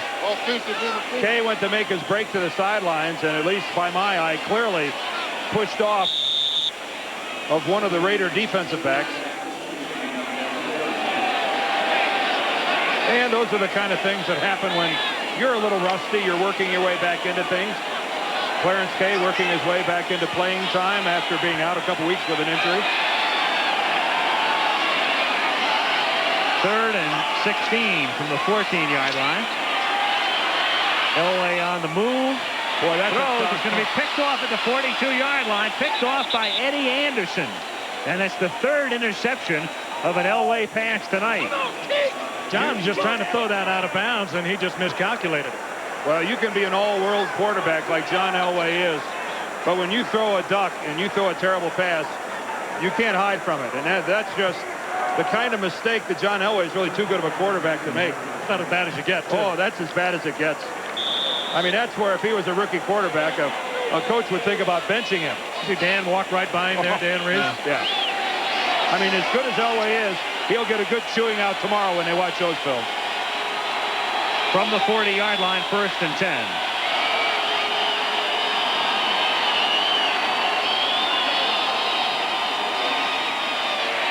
Schrader on a roll, wide open is Smith. Inside the 30, the 20, inside the 10, touchdown. And so the Raiders capitalize on the turnover. After the interception, the pass to Smith, and we talked about him and his size and his blocking ability, but they love his hands as well. And the Raiders, with an extra point, can make it 24-7. Somebody blew it defensively. Smith coming out of the backfield has got to be picked up by a linebacker. They had a little bit of a deal going. He's wide open, but we told you about his ability not only to run the football but to block, but as a receiver, and that's the reason that Danny Reeves would have liked to have had the opportunity to have drafted him. The Broncos gambled with a first down blitz and get caught. That time the Raiders had the right play on, and we're going to get a stoppage of play here. They may be looking at the sideline, whether he stepped out or not. Going to reset the 30-second clock. Nope, no overrule, just resetting the clock. Barr to kick. Chris Barr, so he has it tipped, but it goes through. Break for the Raiders. And we'll take a look at it as from a reverse ankle, Smith from Penn State scores the touchdown, and Barr set up the block for the extra point. Set the block beautifully. Tiptoes, staying in bounds, gets the 6. Good effort.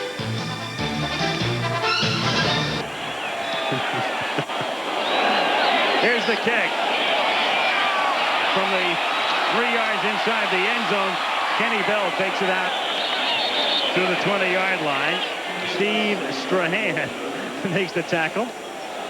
And you want to telestrate that, baby? What do you think here? Yes, this is the moon right here. Yeah. 2:38 at 8:57. That's how many miles Tony Dorsett needs to catch Walter Payton.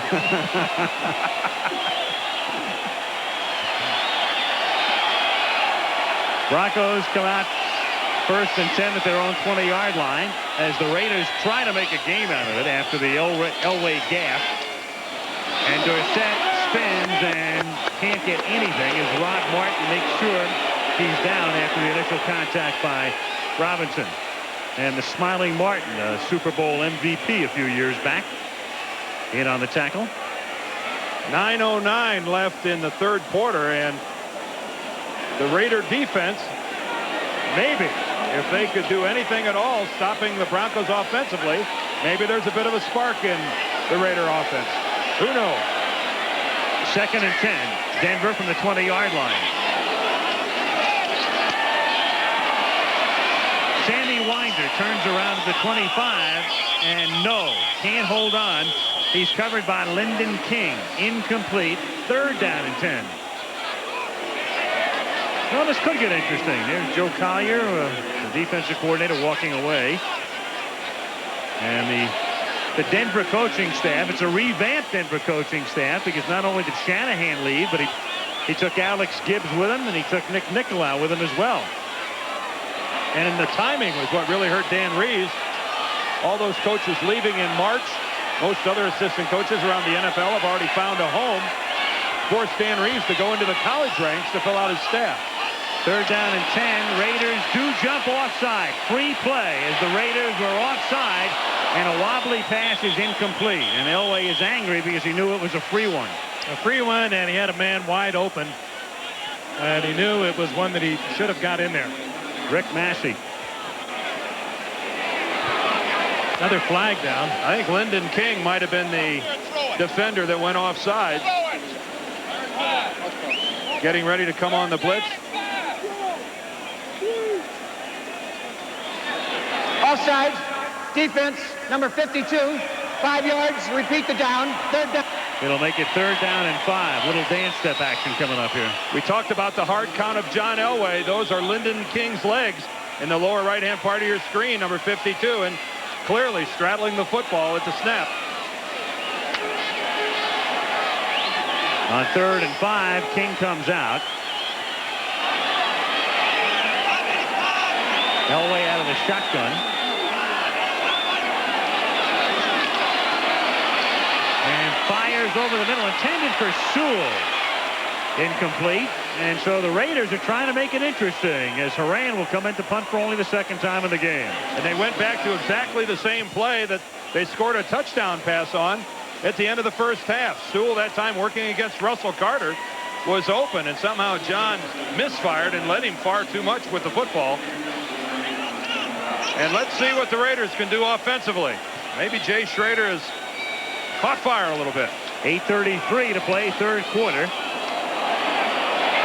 Horan angles it, and again Brown slips, and Horan will get another beauty. Out of bounds at the 8-yard line, as Tim Brown again loses his footing. And so Horan, who had a 70-yarder, follows that baby with a 67-yarder. We're watching Tim Brown. He returned 3 punts for touchdowns last year for Notre Dame.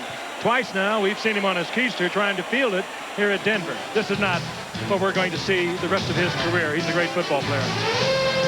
Real star of that show. Doing the promo. I beg your pardon? You.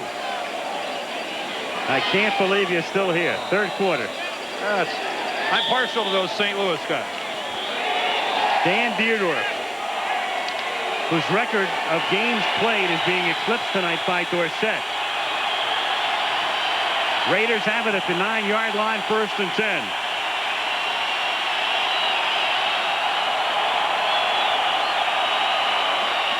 As they try to get back into the game, Marcus Allen escapes a tackle and turns a 1-yard loss into about a 7-yard gain. Our version of Tim McCarver on my right, with all of his appliances. We labored away together in St. Louis. Tim with the baseball Cardinals. What a great job he does. And we seem to have both found a home here at ABC. Not all bad, huh? Well, we're thinking about bringing you in as the 4th man in the booth. If I only could have caught Steve Carlton, just think how long I could have played. That's right. Well, that extended Tim's career a few years, didn't it? Sure did. But the playoffs begin next Tuesday. From the 18-yard line, 2nd down, and a long yard.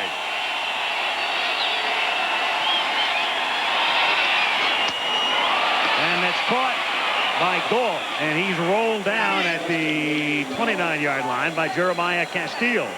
Even though they were unable to get the ball to Willie Galt in the 2-fly patterns he ran a few moments ago, you saw how far Jeremiah Castile was playing off Galt. He just ran down there, didn't even threaten the fly pattern, and picked up about 8 yards on it. Well, I give the credit to that to Marcus Allen, who gave the Raiders a chance to play on a 2nd and short rather than a 2nd and long by making that big run. But your point is valid with Frank. Castile clear out of the picture on his coverage. But you can afford to play like that when you've got a 24-7 lead in a cornerback. Raiders from the 29-yard line. 6:44 to go in the third period. Schrader getting hot. Galt at the 43-yard line. Willie Galt making the catch, and Schrader getting in a groove. The Broncos with a blitz that time, forcing single coverage. Galt reads it, breaks off his route, curls up on the inside. Jay Schrader reads it as well and gets him the football. A look at Steve Berline there signaling in the play, and even if the Raiders don't win tonight's game, if Jay Schrader can at least work out some of the kinks, Mike Shanahan might get at least something out of it, even if they don't get the win. 3 times as many yards already in the second half as the first, from the 44, 1st and 10, Los Angeles. Brown on an end around. Does a hurdle job and takes it to the 49-yard line. So Brown, who would have been stopped initially at the line of scrimmage, does a little Roger Kingdom move and picks up several yards. He did a lot of this at Notre Dame, and we've been watching him tonight. He has fallen down on 2 attempted punt returns, and you have to suspect that maybe the altitude is carrying the ball a little further than he is used to it being carried on a punt. Let's watch him now on the reverse. Fine execution of the hurdle here. Good effort. A lot of running. A lot of running for only 5 yards. 2nd and 5 from the 49-yard line. Schrader going deep for Lofton. He's blanketed, incomplete.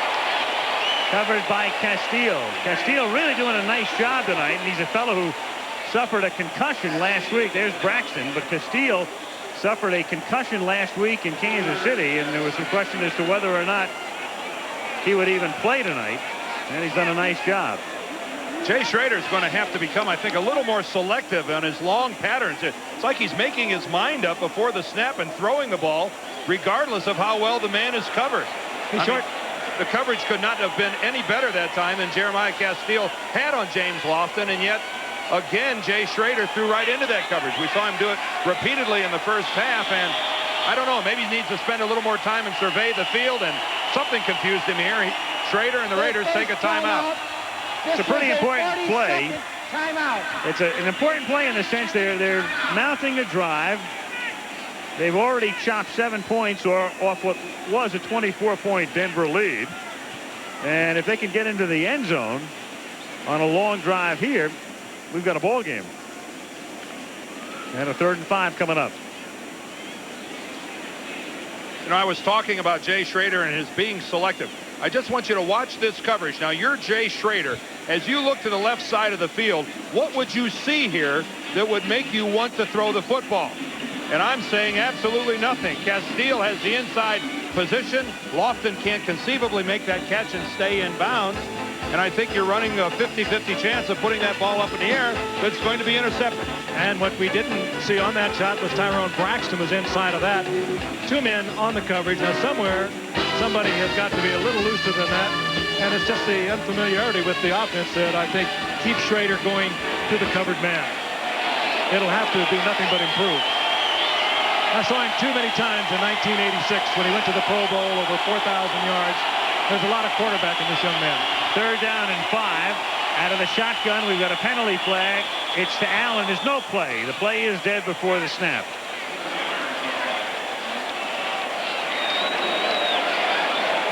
False start. Offense. Left guard. 5-yard penalty.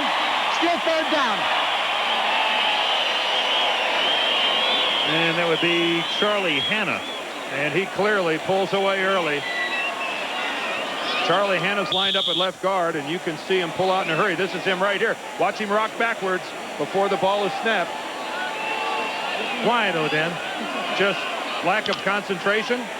Seeing the blitz. You see Jim Ryan up in the hole. He saw Ryan and moved before the snap of the ball. That's, you know, in a situation like this, he's a veteran player. Shouldn't make that mistake. 12 years he's been around. On 3rd and 10, here they come, but the Raiders pick them up, and the pass is too high, but there's a flag. Willie Galt was wrapped up by Mark Haynes for the interference call. The Raiders did a nice job as Denver rushed 6. And Schrader was able to get it away, and it'll be a 1st down after the penalty. And the Raiders got lucky that time because that ball was severely overthrown. But he clearly got hit that time by Haynes. I watched Haynes make his move and wrap his arms around Galt's waist way before the football gets there. That's interference all the way, but you know, that's a pass that was really suspect as to whether it would have been completed anyway. Haynes had just been beaten a few plays ago by Galt. Playing it tight, playing it aggressive. Key penalty for the Raiders. You sense this crowd here becoming a little uneasy? Absolutely. Galt out, Fernandez in, Allen in motion on 1st and 10.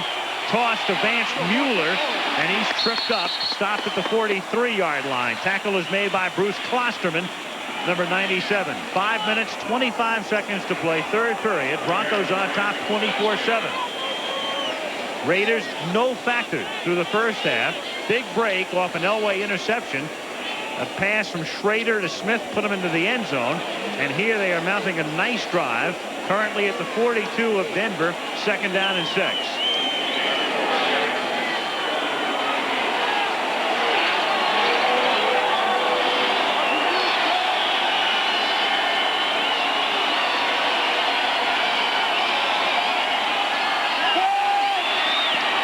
To Smith inside the 30.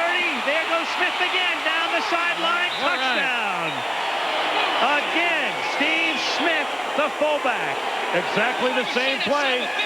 Exactly the same play. They ran to the other side of the field for a touchdown. But this time, Dan, there was no blitz. Nobody picked him up. He's wide open. And one of the better linebackers, Jim Ryan, was trying to provide the coverage, number 50, and he just let Smith get outside of him, and then Ryan, never known for his speed, doesn't make the tackle, and Smith's on his way. Ryan got a hand on Smith's hip. That's about the extent of it right here. And Mervin Fernandez turns back to the inside and gives Steve Smith all the sideline he needs. And this crowd has quieted more than considerably here in Denver. They can't believe it. Barr's extra point is good. And so the drive kept alive on the pass interference call on Haynes. And then Smith, who has caught touchdown passes of 40 and 42 yards, puts the Raiders right back into the game. 24-14 with 4:44 remaining in the third period. And the Raiders have things settled down, and there is a little get-together in front of the Denver bench. Denver coming out with a comfortable 24-0 lead, perhaps letting up a little bit. And you know the Raiders just got laced when they were in the locker room, and they were humiliated with that first half. There are a lot of veteran ball players on this Raiders team, and they do have a lot of pride. And they did not have the poise in the first half, and they came back out playing different football here in the second half. And sometimes when that momentum turns, it is hard to turn it back around.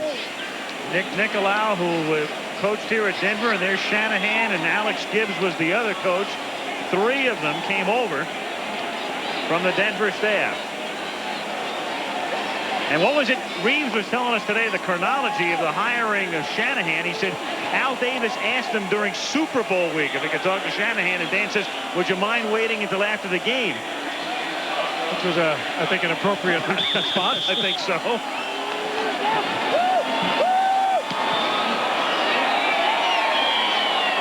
Barr, 1 yard deep. Kenny Bell comes out with it. And he's knocked down at the 21-yard line, and a flag goes down. Here's Steve Smith lined up at the fullback position. Here's Jim Ryan. Watch the crossing action. Smith is going to come out, but Ryan is not going to be able to come across and make the play. He's just going to be a little late. The crossing action in the backfield freezes Ryan just momentarily. By the time he reads the play correctly, it's too late for him to come out and get anything more than a hand on the hip of Smith. You know, you wouldn't expect that from Ryan either. He is one of the better pass defending linebackers in the league. That crossing action in the backfield, I think, throws him. And if you freeze a linebacker for more than just a second in this league with the kind of athletes we're talking about, it's going to end up a big play. Here's the late hit on the ground, and that's a spear right in the kidney. That should draw the flag, and did. He was on the way back to the huddle. Oh, that hurts a team that's on the move. Hurts the guy lying on the ground, too. Oh, it does smart. Trey Junkin, the guilty party, from the 37-yard line. Elway, talk about time, and then he hits Johnson, who does a toe dance at the 43-yard line for a gain of 6. What did he have? 7 seconds? 8 seconds? Raiders in their 3-4 on first down, and they got absolutely no pressure at all from Mike Wise, Piquel, or Howie Long up front. Elway just standing there looking until finally Johnson uncovered. You got to get some kind of pressure, even though you're only rushing 3. Well, let's see. Denver's offense turn now to try to assert itself. Refs will control this game away from the Raiders. 2nd and 3. Dorsett and Winder lined up behind. And here's Tony going to the outside. He escapes Wise and then gets run out of bounds by Anderson, or run down just shy of the boundary by Anderson at the 50. Haynes also coming over to help out, and a first down with 4:08 left in the 3rd period. He needs 97 yards total tonight to surpass Brown, so he's 21 yards shy of the great Cleveland fullback. Twice now Dorsett has got that first down on a play designed to go inside, and one other time he got the touchdown. He still has, in his 12th year, enough savvy and enough speed to get outside when he knows the amount of yardage he has to pick up. Frank, I'd say that thing was headed for right guard. Absolutely. And he ends up taking it all the way around the left outside. Tony D again slithers through for a pickup of 4 to the 46-yard line. Matt Millen, you know, on the tackle. There's a classic example of the way Dorsett runs so effectively. How many times do you see a running back that every time there's a decision, they almost automatically make that decision to make their break to the sideline? That time Dorsett is content to make his cut back to the inside. It's not going to be a huge play, but it's a solid play. It's always positive yardage. And look at this. The disparity in the first quarter, the second quarter, and now the third quarter belonging to the Raiders. 2nd and 6 from the 46-yard line. Sammy Winder to the 46-yard line. It was 2nd and 6. Lyndon King and Stacy Turan come in on the stop. And it's 3rd down and 6 now from the 46-yard line. Al, I don't want to be an I told you so, but I told you there's no way they could be this bad in the second half as they were in the first half. Did he say that, Frank? Well, we're going to replay it a little later. He has it queued up on his illustrator. It's impossible that they could be as bad as they were in the first half. 3rd down and 6 from the 46, and here they come, and it's Howie Long leading the charge. I'll say he's leading it. Yeah. Ask Billy Bryan, the center. And they're going to call that against Elway, I believe. And Howie is complaining that he was drawn offside, and they pointed an accusing finger at Elway.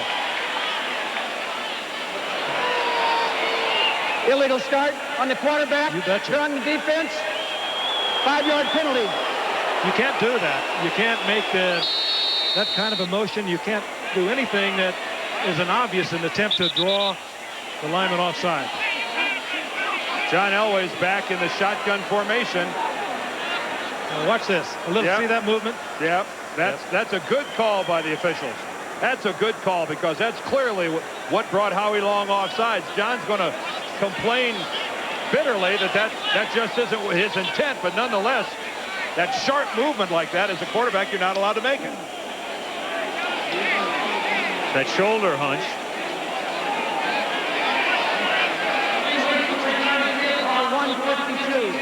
Return the field clock to 1:52. They're putting 12 seconds back on the clock. 1:52 to play in the 3rd quarter. Here's another look. Sometimes you get away with this move. Sometimes you do, but the good officials will catch it. Watch John Elway. Now, this is in conjunction with making a hard count. Watch his body twitch and his hands come together. Now, it doesn't look like much when you're looking at it in slow motion, but at the same time, if he goes hut like that and makes that movement, hey, in the books, that's a foul. So it's 3rd and 11 from the 49-yard line after the penalty.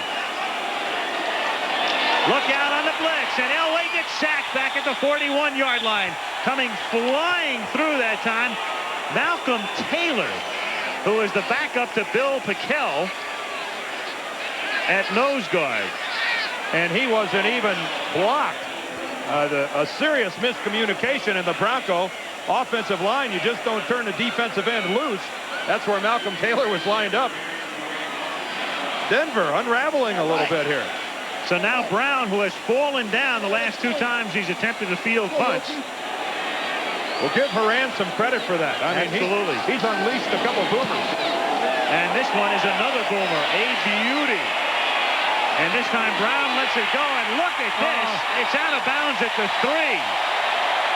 Horan has had a 70-yard punt, a 67-yard punt, and now a 56-yard punt out of bounds at the 3. And that's the best of the bunch. You get a net 56 out of bounds.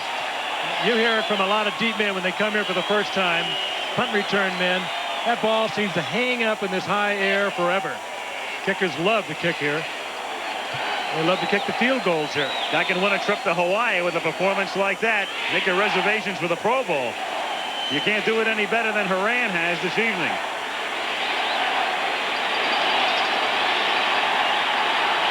Raiders begin from the 3.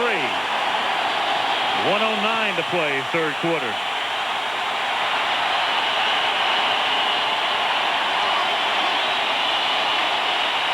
Schrader, that line does its job, and he hits Fernandez 40 to the 50-yard line, and tackled from behind by Simon Fletcher.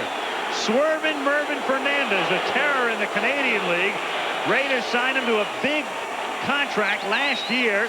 He was a little overweight. He's lost 15 pounds, and a big gainer here of 48 yards. And what a bullet, Frank, by Jay Schrader. Perfect pass. Zone defense, you see underneath is Mark Haynes, and Schrader threw it in there absolutely into the seam, and then he just did it all. Mervyn Fernandez, he had great years up in the Canadian Football League. Injured last year, and maybe he's coming into his own. At the 49-yard line, Marcus Allen in motion, and the pass is thrown out of bounds way over the head of Willie Gault. Smart move that time by Jay Schrader. As he had got ready to let that ball go, he saw Jim Ryan had settled underneath Willie Gault. No way to get that, and I'm telling you, mid-stride, he let that ball go high and throw it away. Big-time play by Jay Schrader. Burline sending in the signal, and Schrader checking it off his wrist.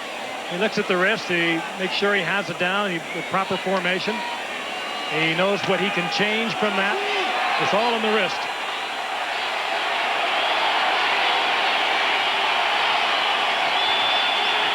Second and 10 out of the shotgun from the 49.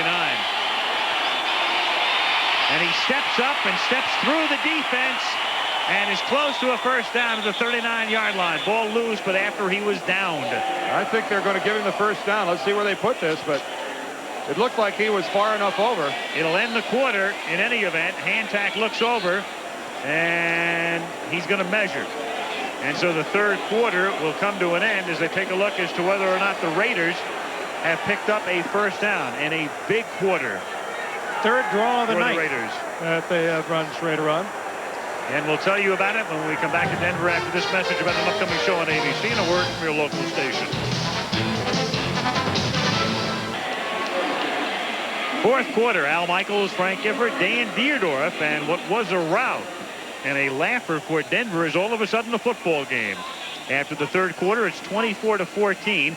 When we left you for the break between quarters, as Hantak and Reeves have a few words, they were measuring for a first down. It was a first down, and there are the numbers through the first 45 minutes. And as you look at those numbers over on the Raiders side, the vast bulk of that was accomplished in the third quarter. Of their 239 for the entire game, almost all of it came in quarter number 3. 198, because they had 41 at the half. That's not too bad. No, not at all. First down, L.A. 39-yard line. They trail by 10. They keep it on the ground. They give it to Marcus Allen, and he fights his way forward for a gain of about 6, and he's stopped by the nose tackle, Greg Cragen. You know, one might well ask, what are they doing differently? They're not doing anything differently. They have just come out with a little bit of a different attitude, a tougher attitude. They have calmed down. They've eased off the mistakes. And Denver, I think, I can understand it. 24-0 at halftime. Now you're starting to think, well, let's get the statistics going for me. They let up a little bit. This whole thing is flip-flop. I'll tell you what got him started when John Elway throws up that duck out of his own end zone. And they cashed in on the pass to Steve Smith. Second down, 4. Schrader rolling. Fletcher chases him. Throw incomplete. Lofton nearest to it, covered by Haynes. 3rd and 4. Simon Fletcher all over the place tonight. We documented in the first half how he was playing the run from a defensive end. He plays linebacker, lined up at defensive end, went back into coverage and made an interception. Now flushing Jay Schrader out of the pocket and forcing an incomplete pass. I think Simon Fletcher gets the versatility award tonight. Good move last year on the part of Danny Reeves. They moved him from a defensive end to a linebacker. He can do both. He's doing the types of things Mecklenburg does. 3rd down, 4.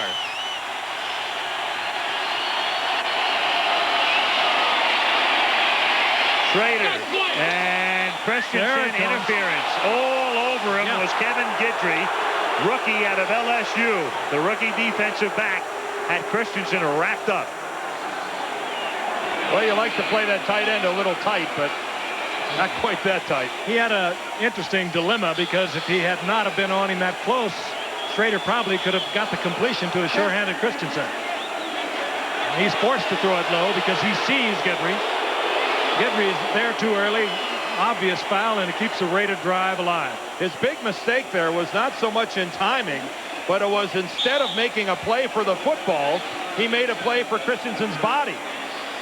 Yeah, if he makes a play for the football, you could equate it into being good coverage. But when he just throws his arms around Christensen's hips, then he's going to draw that flag. I mean, that's a rookie mistake that Guidry, I'm sure, will be told about and hopefully won't make in the future. Raiders 1st down at the 26-yard line. This drive began at the 3. And Brown on an end around, well executed. To the 14-yard line. He stopped by Greg Cragen. He turns into a running back. Excuse me, Dan. He turns into a running back so quickly. He did so much of this at Notre Dame. Comes back and gets the ball in the reverse. You have any kind of misdirection going, and they are reading Marcus Allen, number 32. You get a hesitation, and you get a little bit of a gap. And he just turns into a fine running back.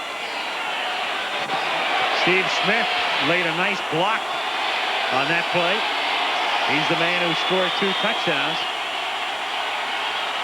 That's Allen in motion. Smith is the fullback. Stays in the block. Then Schrader. And Schrader helps to move the pile down to the 10-yard line. I don't know how much of that was Jay, but give the Raider offensive line a little credit there.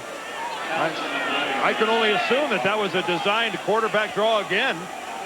It wasn't pretty, but it was effective. Yeah, or else it's one of the quickest reads in the history of quarterbacking to go back and plant and take off that fast. In the history of reading. He can make a busted play look better than any quarterback I've ever seen. Hey, you wonder with 4 draw plays, that would be 4 if it was a play, how long he's going to be around. 2nd and 6 from the 10. Schrader has rushed for 32 yards tonight. Heat is on. Throw is off. Intended for Smith. Rulon Jones put the pressure on. Tyrone Braxton covered Smith. 3rd down. I think the Raiders were counting on a little misdirection to take care of Jones. It didn't work. Risky play, not even blocking a player the caliber of Rulon Jones. He's in there for one thing, and that's to pressure the quarterback, and he did his job. Big play for the Raiders right here. They wouldn't dare run the quarterback draw again. Oh, don't count it out. From the shotgun, he's flanked by Allen and Smith. Of course, maybe they should. He's 0-5 from the gun. Both backs stay in the block. And Schrader fires to the corner of the end zone. No. Intended for Lofton. Castile over covering. And that Chris Barr, who's had problems this season, comes in for the field goal attempt. He has not kicked one from more than 30 yards. This one will be spotted at about the 17. So it'll be about a 27-yard attempt. And the significance here is that this touchdown gets them within this field goal gets them within a touchdown of a tie. And this will turn the Jets up on the Broncos. The heat will definitely be a couple notches higher if Barr makes this field goal. Spotted at the 18-yard line. And Barr's kick is good. So this drive began at the 3, culminates with 3. 28-yarder for Barr, and the Raiders trail by 7. 12:24 to go. Talk about a horse, huh? It's a hoss and a half. Absolutely. 3 yards into the end zone. Ken Bell comes out with it. And he runs it back out to the 17. The ball is loose. Ooh, and they're looking for it. They're not going to rule this guy down. Whoever comes out of here with the football is going to get to keep it. That's Reggie McKenzie struggling. I mean, this is nothing but a free-for-all now. Arm strength, hand strength, and the Raiders have it. Can you believe this? The Raiders recover the fumble, and at the bottom of the pile, arms upraised, Steve Strahan. It's nothing but a free-for-all when that ball is loose. If you don't see the officials marking it down, in other words, running up to the pile and pointing down, they're just wrestling like crazy in there because they know whoever sees daylight holding the football is going to end up owning it. Reggie McKenzie punching that ball out. And you know what's happened now. Mike Shanahan has talked quickly to Jay Schrader. He knows Joe Collier, they're in trouble right now. Joe Collier will go to the defense that he can count on the most, and Mike Shanahan, in all probability, knows what that is. And that defense has been on the field a long time in the second half. And as the Raiders have dominated, Allen to the outside, cuts it back in and takes it down to the 12-yard line, tackled by Rick Dennison. 12 minutes remaining. Denver winning 27 consecutive games in which they've led going into the fourth quarter in the regular season. You don't need us to tell you that that's in jeopardy here tonight. The way they have played offensively in the second half, which is doing nothing, and defensively allowing Jay Schrader to spark the Raiders offense with his passing game. 2nd and 6 from the 13. Fernandez comes in motion. Toss to Allen. An old USC play, and he takes it down to the 7-yard line for a first down. Rick Dennison makes the tackle. Reverts back to his college days on that play. That's another back, too, who will break it back against the grain no matter what the traffic is, where you are on the field. And when you get down close to the goal line, inside the 10, inside the 15, and you break it back across the middle, you know you're going to pay for every inch of yardage you get. Remember how we've talked in the past, guys, about after a big play, such as this fumble on the kickoff return, how quickly you see some offensive coordinators, guys calling the plays, immediately try to go to that big play down in the end zone. And you really have to admire Shanahan's play calling here. Willing to be conservative, keeping it on the ground. Marcus Allen left, Marcus Allen right, and look at the results they're getting, a first down. Good play calling by Mike Shanahan. And I think he's thinking right with Joe Collier, the defensive coordinator of the Broncos. They, of course, have been together for the past 4 years. And there's Joe Collier, the chess game being played out. First down, 1st and goal from the 7.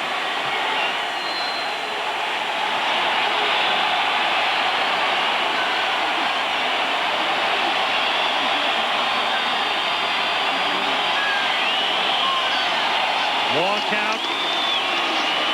Allen to the 5. Pushed back by Jim Ryan.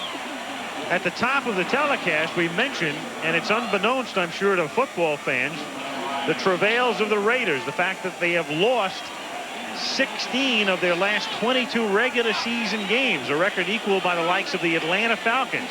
If they win this game, this would be a watershed game for them. If they were able to come from behind and knock off Denver under these circumstances, you talk about turning things around. Conversely, this would drive a stake right through the heart of the Denver Broncos. Absolutely. 2nd and goal at the 5.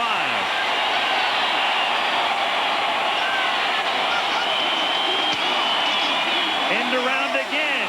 Brown to the 3. Ryan breaks it up. 3rd down. I can't get into end arounds on the 5-yard line. Takes too long, and the defense is lined up at the line of scrimmage. It had them fooled, but they were up so close in their defense. They reacted so quickly, they stopped it for little or no gain. Sorry, Mike. We got to take it all back what we said about your play calling. You only get one mistake with us. Speak for yourself. That's a tough call on the 5-yard line. Tough to make that work. Here once again, Mike Shanahan, the former offensive coordinator for the Broncos, has got to know what Joe Collier likes on 3rd down goal to go at the 4-yard line. And they take a timeout now. That's their second they've used this half, is it not? Yep. 1 remaining. 9:32 to go. 3rd and goal when we come back.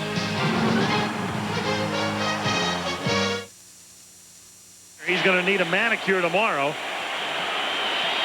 As he looks on, his team has erased a 24-0 deficit to make it 24-17 as they try to tie it now from the 4 on 3rd down and goal after the timeout.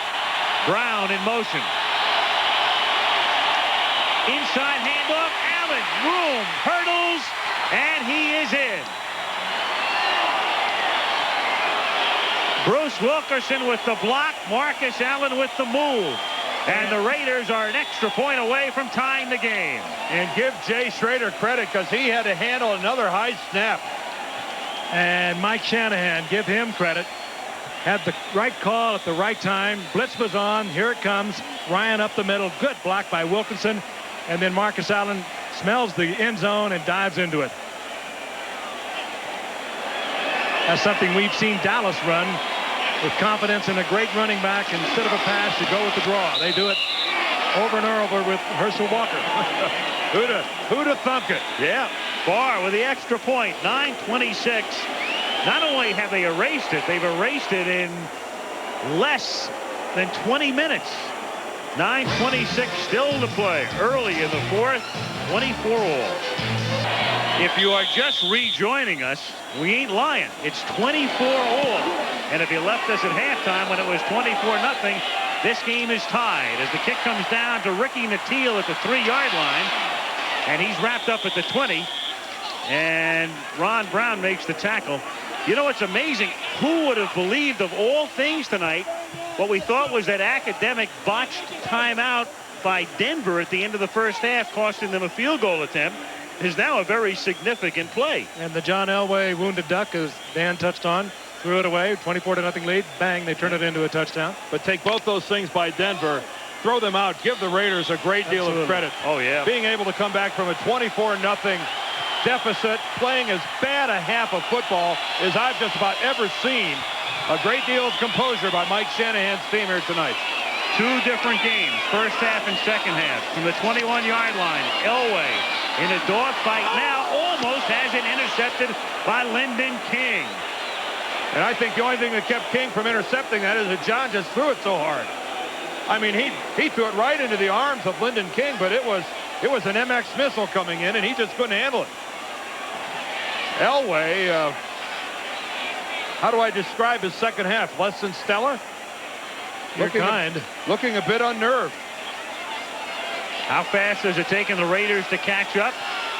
24 points in 15 minutes and 10 seconds. That's 10 seconds more than a quarter. Still a ton of time left. 9-12. 2nd and 10. Sideline route. That's caught by Johnson. He's wrapped up there by Haynes. Another Elway bullet. And Haynes had absolutely great position on Vance Johnson, and I don't think he thought Elway could get it in there that quickly. He was in perfect position. Elway just rifled it. Let's take a look at Haynes challenging him right at the line of scrimmage. And Johnson will take it to the outside. Haynes is right there. Just smoke on that ball, and nothing Haynes could do anything about it.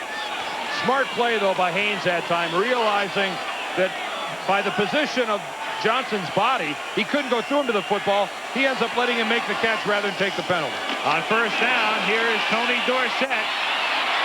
And he goes to the other side to the 40 and knocked down at the 47-yard line. So the story within the story, as Dorsett chases Brown, he's stopped here by Anderson. And if he's not stopped by Eddie Anderson, he may go. And that so seldom is effective. Here he comes, John Elway, the complete football player, even with the braces on the knee, tries to get in there for the block. And Dorsett, well, who knows, maybe a few years ago all the way, Dan. But he does get the first down on a great effort. If Elway touches Anderson, that's a clip all the way. John Elway's helmet was clear behind Eddie Anderson, but he is now 2 yards away from moving past Brown. I think of more importance right now to everyone in the orange jerseys is the Denver offensive team putting some sort of a drive together, chewing up some clock and getting some points. And Denver takes a timeout here at the 48-yard line. So 7:44 to go in the fourth quarter. Sort of an unusual spot for a timeout after a first down at their own 48-yard line. I guess if you're Tony Dorsett, though, if you're going to move ahead of Jim Brown, why not do it in a meaningful situation? Sure. Why do it in a 24-0 ball game, which is what it was at halftime, in a meaningless mop-up capacity? I'd like those yards, if I was Tony Dorsett, to be some yards I gained when my team really needed it. And, man, do they need it. I think Dan Reeves would take it any way he could get it at this point. Oh, Reeves would have been happy with the mop-up. He thought he had one going, I think, for a while. All of a sudden, the Elway interception that should never have happened. 7 points, and the Raiders a different ball club entirely here in the second half.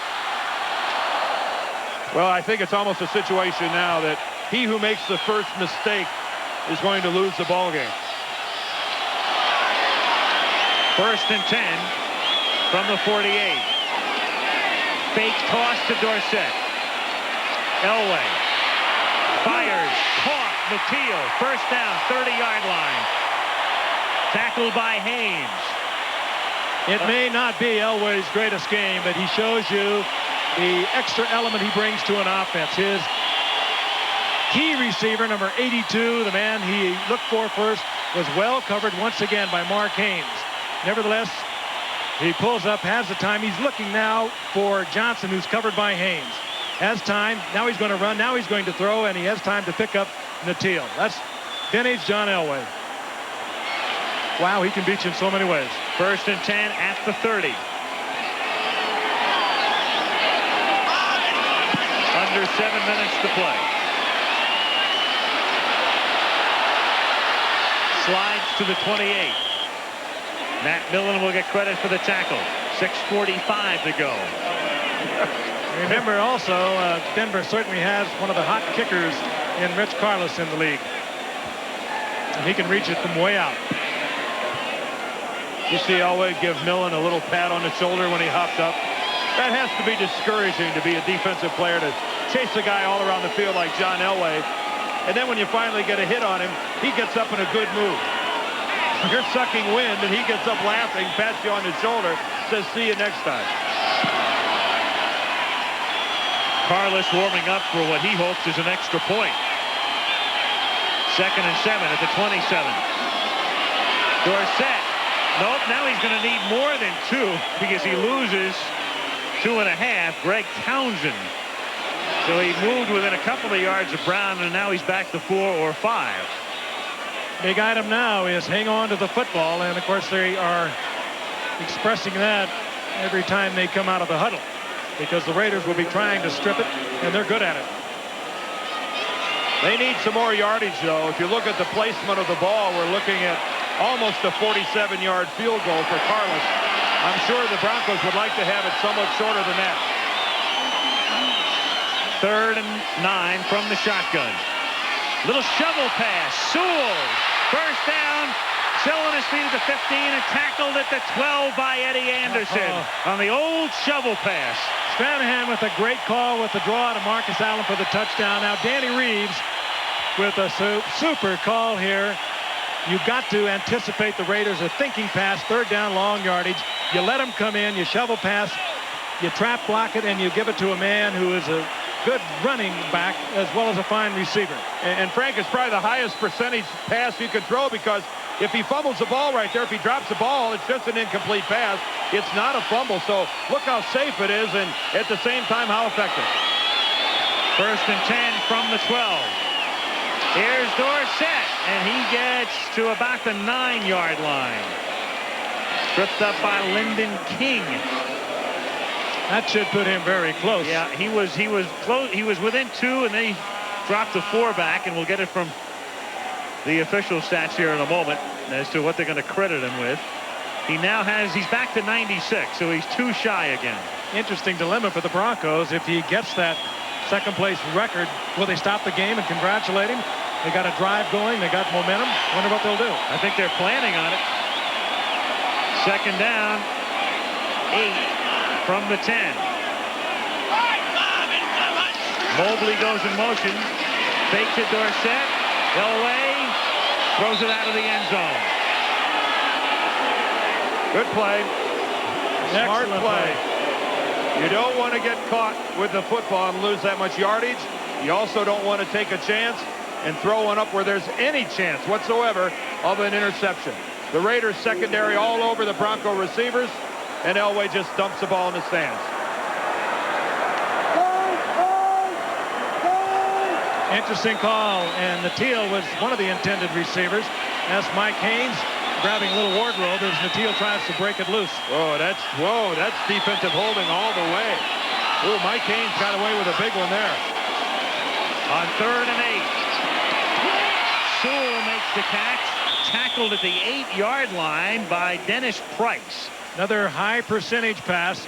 It's not going to hurt you if you are incomplete with it. You get rid of it quick to avoid the sack, and it's one that you can break in and possibly take it into the end zone. Now Carlos with a chip shot. He hasn't missed a kick this season. 3:20 to play. Keep in mind now those timeouts. The Raiders have already used 2. They're down to 1. Broncos have 2 remaining. Carlos tonight, 1 attempt at a field goal that was good from 39. This one is a 26-yarder. Kubiak holds, and the kick is good. Carlos boots it through with 3:01 remaining in the 4th quarter, and the Broncos retake the lead. It has been an ineffective half of football for the Denver offensive team, but they came together. They put it together when they had to. A 3-point drive, giving them the lead, and the guy making it happen was this guy, John Elway, moving out of the pocket either to the right, to the left, throwing it away when he had to, running it for just a couple of yards. A sound offensive drive that time by the Broncos. Did you see him walk out on the field congratulating not his wide receivers, not his running backs? He went out there and he congratulated that offensive line. He worked his way right down the line. Billy Bryan, Keith Bishop.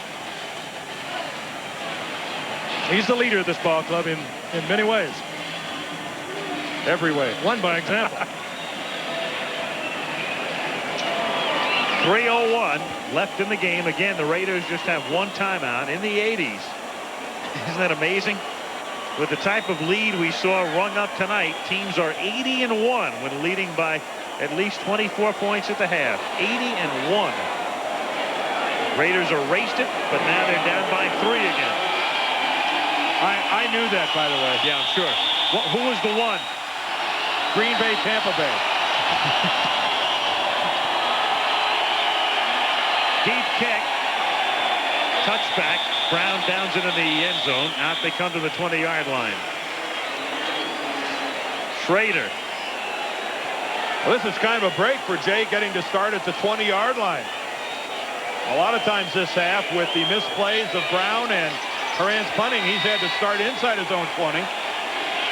Don't forget, Dan, as Al pointed out a moment ago, we've mentioned it several times, 1 timeout remaining for the Raiders. And, of course, they have the 2-minute warning to work with. And they also have to deal now with a mile-high stadium crowd that is getting into it. And I hate it when they do this. Our booth starts to shake. Oh, boy. And our cameras as well. At the 20-yard line, 1st and 10. Schrader, a one-hopper to goal. 2nd down. 2:52 left.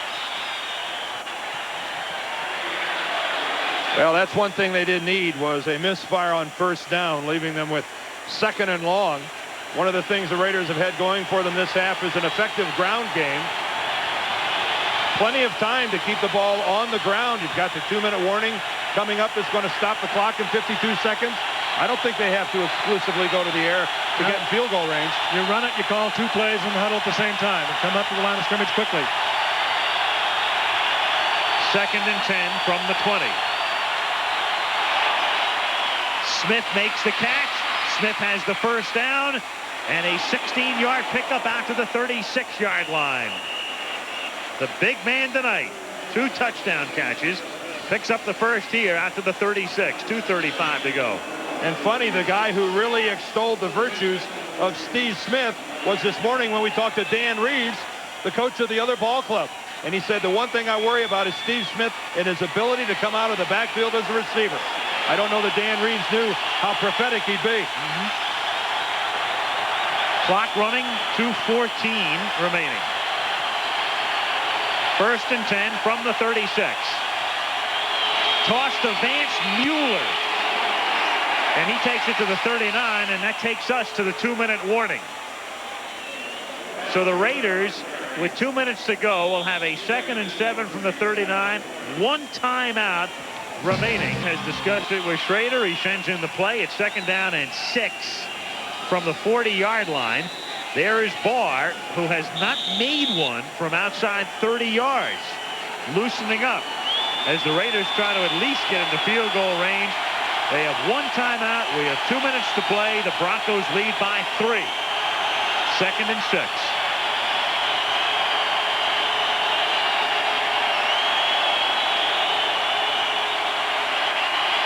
Three-man rush. Screen to Marcus Allen. First down. Gets to the Bronco 48-yard line. Good call. You've got the time. You're inside 2 minutes, but you still have the confidence to work the middle of the field.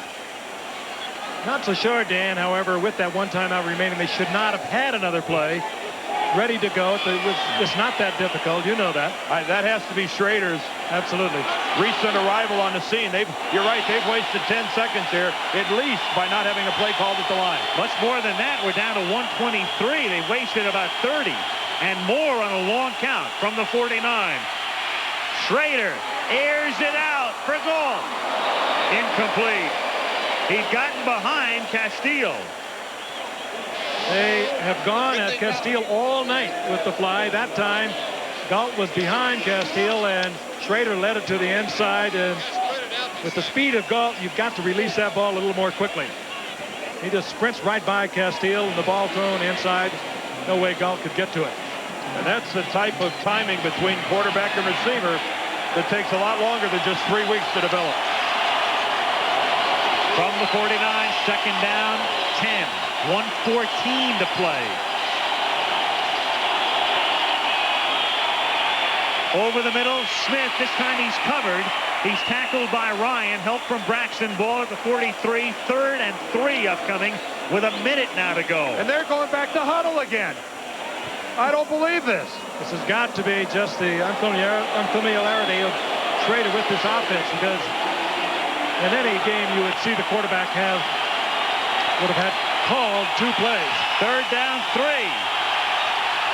At the 43. We're down to 42 seconds. And then a long snap count on top of it. Again. Schrader almost sacked. Underthrows Christensen. Getting rid of it. 4th down and 3. Clock stop 35 seconds now.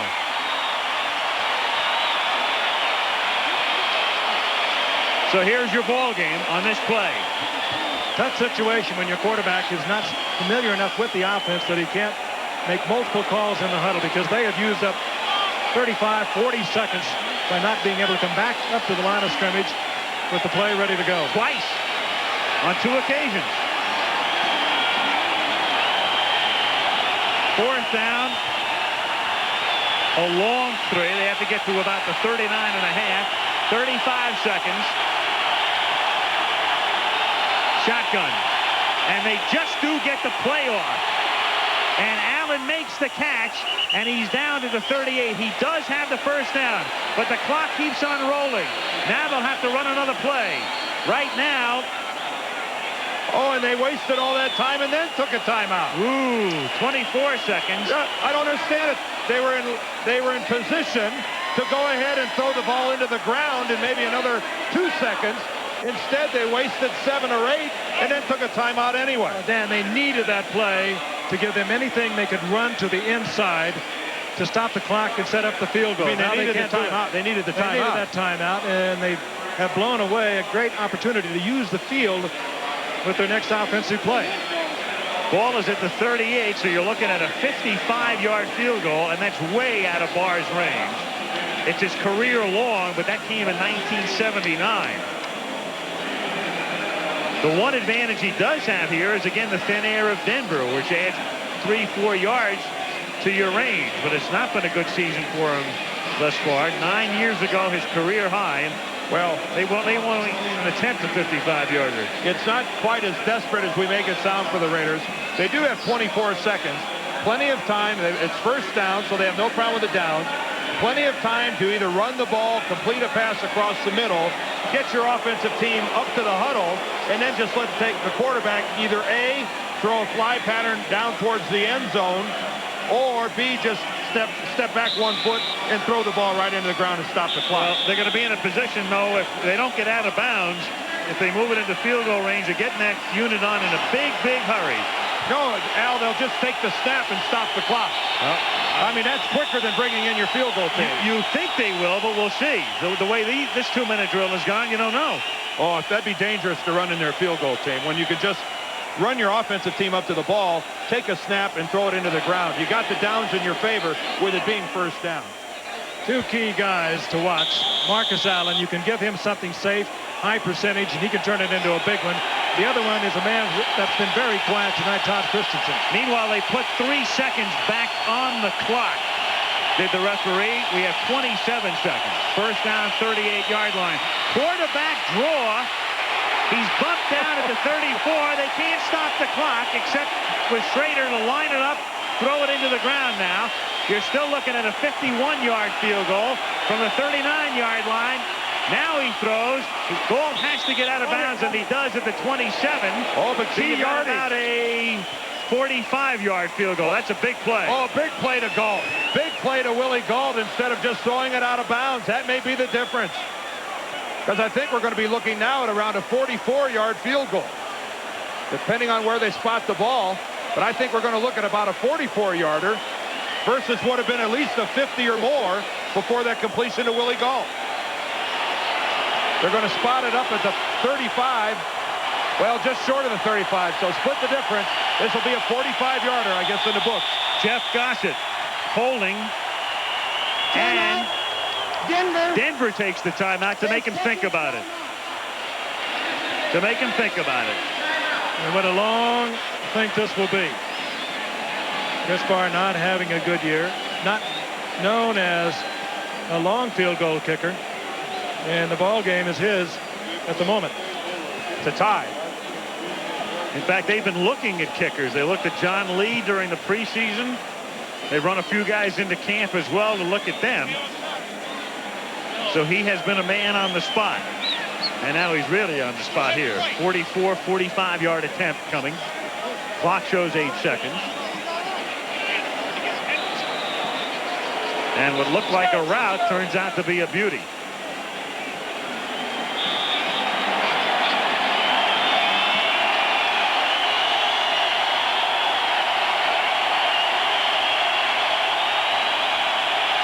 .44 yards.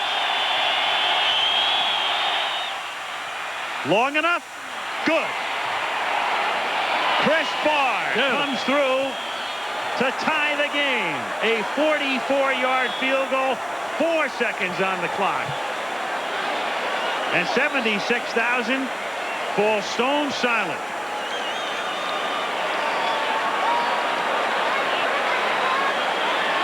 A perfect snap, a perfect hold. And Barr with a good follow-through. Never a doubt about this one. He just splits the uprights. That could have been 55. Plenty of distance, and that's where the thin air comes into play. And you think this guy likes his team's comeback? OT, folks, unless something drastic happens in the remaining 4 seconds. Chris Barr. He's got to love it. It's been such a tough year for him. And it was absolutely splitting the uprights. At 35, and we watched his brother Matt with Cleveland last week. And again, a guy on the bubble in a way, fighting for a job. Here's Schrader's reaction. He engineered this comeback. He'll live to fight another day. In a couple of minutes in overtime. And again, in overtime, there's a coin toss to determine who receives. So we'll go through that ceremony in a moment.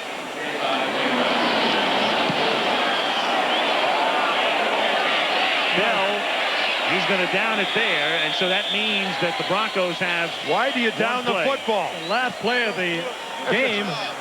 Let's try for it anyway. I guess he's figuring that Elway can throw a Hail Mary and maybe get a pass interference call and then one more. I guess. I don't know. I sometimes I think you have a bigger chance of a big play on something like a kickoff return. Hey, the last time he returned one, he fumbled. I was going to say, maybe you factor in the risk, and who knows. We'll talk about thin air. Wait till you see how far this football goes. John Elway, I'm sure, will put a little distance on this ball. Meanwhile, crazily enough, lost within the structure of the game, and what a game it's been is Dorsett, who's still a yard shy of tying Brown and 2 yards from eclipsing him. This might have been the only thing that will allow him to get those 2 yards tonight, because the Broncos would have run the clock out with just Elway dropping to his knees, I'm quite sure. They line up in a pretty tight formation with only one man wide from the 20-yard line, and they're going to take their chances in winning the toss. Well, then for sure you should have run it out of the end zone. Yep.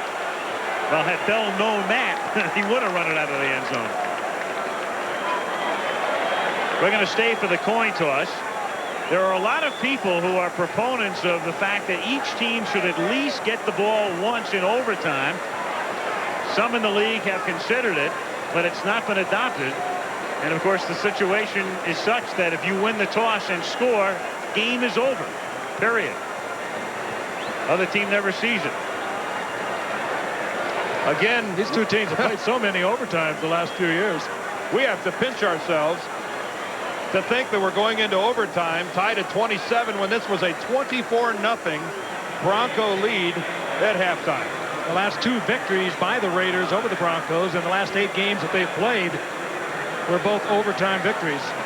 I mean, by the Raiders over the Broncos, they were both won in overtime.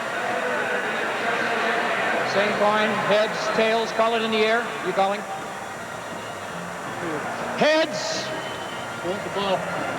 It is a tail. Denver, you won the toss. Denver wins the toss. Okay. Broncos get it. So we go to overtime. Who'd have believed it? Back to Denver after this word from your local Eastern time zone, who called it a night at halftime. Might be a little surprised tomorrow morning. Well, what it boils down to now is, and we mentioned this in the fourth quarter, that the team that makes the first mistake is going to lose.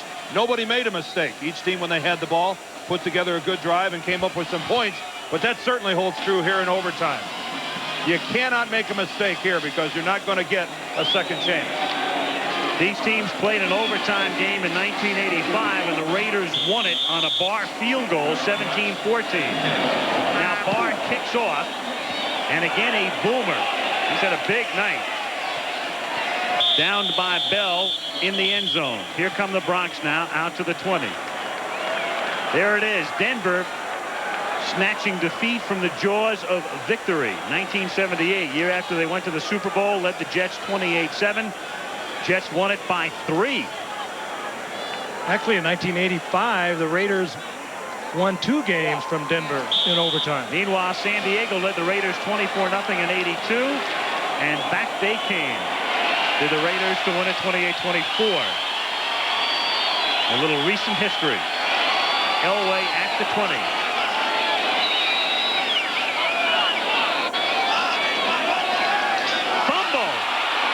Falls on it at the 19-yard line. Can you believe what's going on? John started to back out. Now you talk about a veteran battery. Bill Bryan at center and John Elway the quarterback, and how they almost misfired in overtime. Oh, I'd like to put the old blood pressure cuff on Dan Reeves right now. He had a physical today too. Let's go, Johnny. The ball appeared to be right into the hands of John Elway, and he just bounced out. Yeah, for the moment, it was 200 over 180. Second and 11. Elway scrambles out of trouble and can only run it back out to the 16-yard line. Stopped there by Stacey Turan. Third down and 13. The deal in overtime now is a 15-minute period. Of course, it's sudden death. Somebody scores, game over. But if you play 15 without anybody scoring, that's the way it winds up. Each team has one timeout to use in OT. One. And a couple of misfires by Denver. A fumbled snap, a sack. They need some magic here. Here's also where you don't want to try to force it. Third and 13. Elway stepping up, staying in the pocket, nearly has it picked off. Mike Haynes had it right there and can't believe it. Well, you don't want to, but Elway tried to force it in there, and that was a miracle that wasn't picked off. Well, that's the second time, if you remember. Wasn't long ago, towards the end of the fourth quarter, that hit Lyndon King in the arms with a football. And now it's Mike Haynes. And Mike Haynes with the good hands. That ball just a little bit back behind him. Rick Massey was the intended receiver, number 85, but not even close was John Elway. Now Haran, who's had a fabulous night, hits this one. For him, this is an average kick. Brown fields at the 38, avoids a tackle, avoids another, and a third, cuts it back inside, and is run out of bounds at the 49-yard line. So Brown, who had slipped down twice, turns this one into an 11-yard run back after a 46-yard kick. Not being partisan, playing favorites, you're happy to see the rookie do that. He's fallen down the two times we've talked about. This time, he took a risk in even handling that ball and turned it in to a big play for the Raiders, gets them up to midfield. And one of the Denver Broncos, I believe it's Sam Grady, just went flying right by Brown. Should have made that play, negating that return. But, boy, old Mother Mo is clearly on the side of the Raiders here. And has been since halftime from the 48-yard line. Marcus Allen gets into Bronco territory to the 44-yard line. And again, reiterating what we said earlier, Raiders go away with a victory. This is one to really savor for a team that has fallen upon lean and hard times in the last year and a half.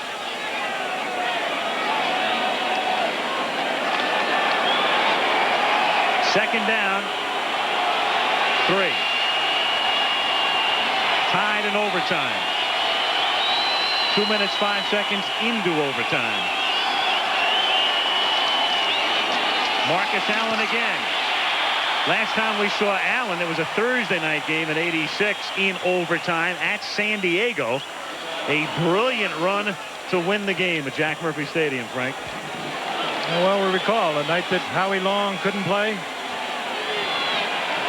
He represented so much of their defense.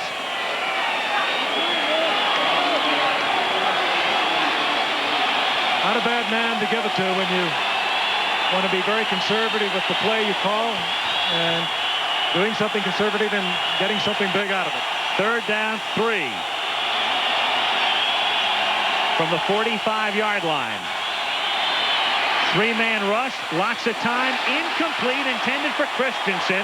Christensen looking for a flag, doesn't get it. Guidry had him covered. The rookie.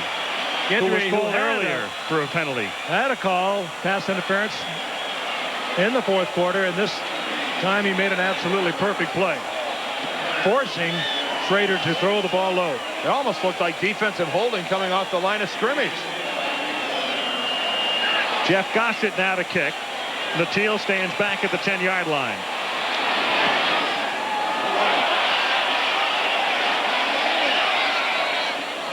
At the 19-yard line, touched there by the Raider, Stephon Adams.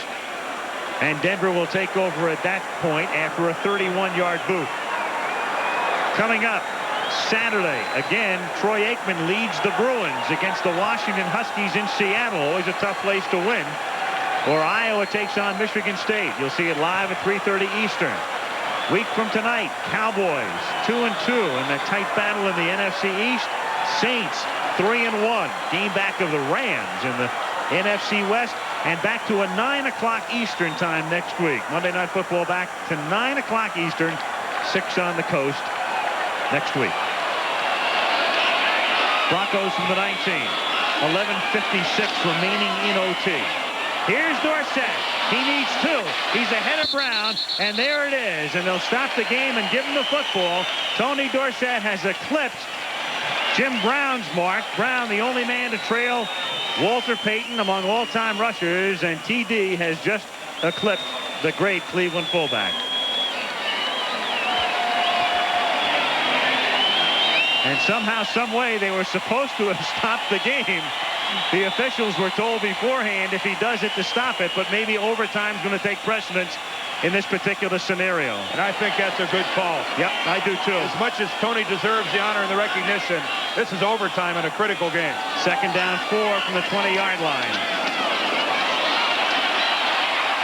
And Dorsett out to the 22-yard line, stopped by Rod Martin. You're exactly right. Had it happened in ordinary circumstances, it's time to stop the game and let the crowd do its thing. There's no question it would be disruptive. I don't think Tony would have wanted that at this point. Well, he would have hated it. I mean, he knows this Bronco offensive team has got to move the football to get some points. Last thing in the world he wants to do is be distracted. A good, solid night for Tony Dorsett. 2nd consecutive 100-yard game. 3rd and 2 from the 22.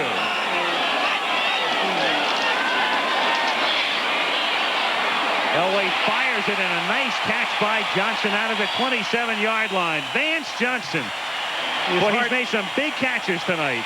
It's hard to tell you what a great catch that was. It only gained a few yards, but Elway almost put that ball through him. He tried to squeeze it in. He did that, but to hang on to it, that was a super effort by Vance Johnson with awfully soft hands to handle that. These Bronco wide receivers should wear body armor to field the ball sometimes that John Elway sends flying their way. No quarterback in the game throws with that velocity. Nobody. 1st down, 27-yard line. Dorsett again. A hard yard or 2. Stacy Turan comes up to make the tackle. See, that's another look at what I talked about earlier with Dorsett. That temptation to jump to the outside. He jumps outside there, loses a couple yards. If things don't work out, hey, be satisfied, pick up your 2 yards, cut it back to the inside and go down with the ball. And it's a lot better to going 2nd and 8 than it is 2nd and 12.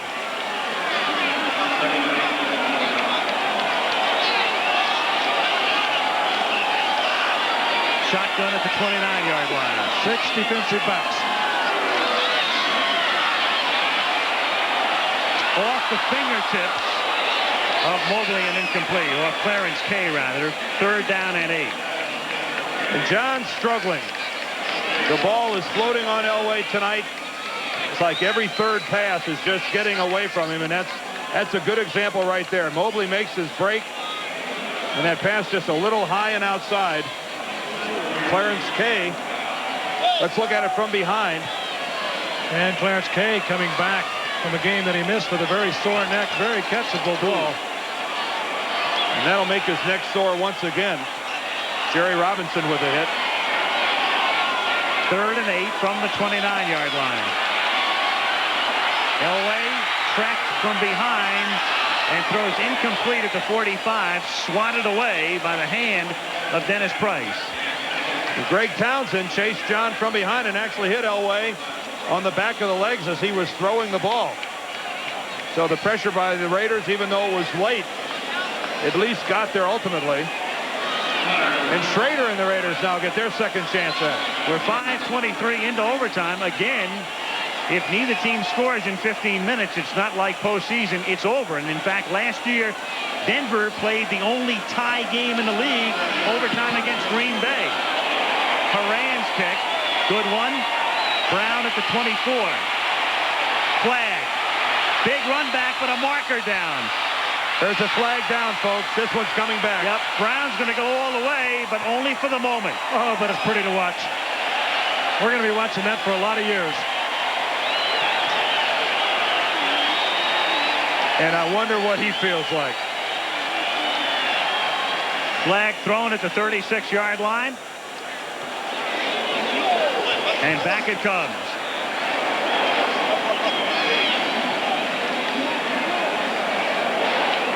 Stephon Adams, number 44, was there trying to throw a block on Ken Bell. Let's see if that's the call. Illegal block in the back, perhaps. Ron Fellows was real close there, too, with a block in the back. On Guidry. We'll see. Ron Fellows was the first one that I saw. Ron Fellows, number 21, was flirting with disaster. In any event, it's coming back.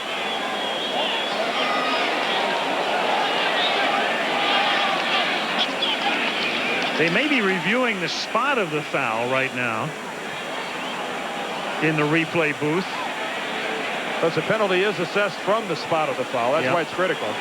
Low block on return, number 44.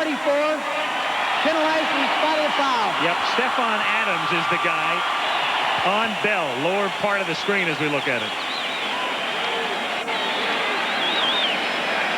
Oh, he does block below the waist.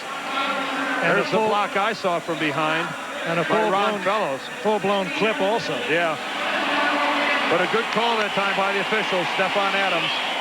You cannot block below the waist on a punt return, kickoff return, a change of possession, like an interception or something like that. You've got to stay up. It's the league's effort to try to alleviate the number of knee injuries you see on low blocks. So at the 20-yard line now, 1st and 10. Christensen goes in motion and then sets up tight on the left side, and Lofton comes back the other way. Fake to Allen.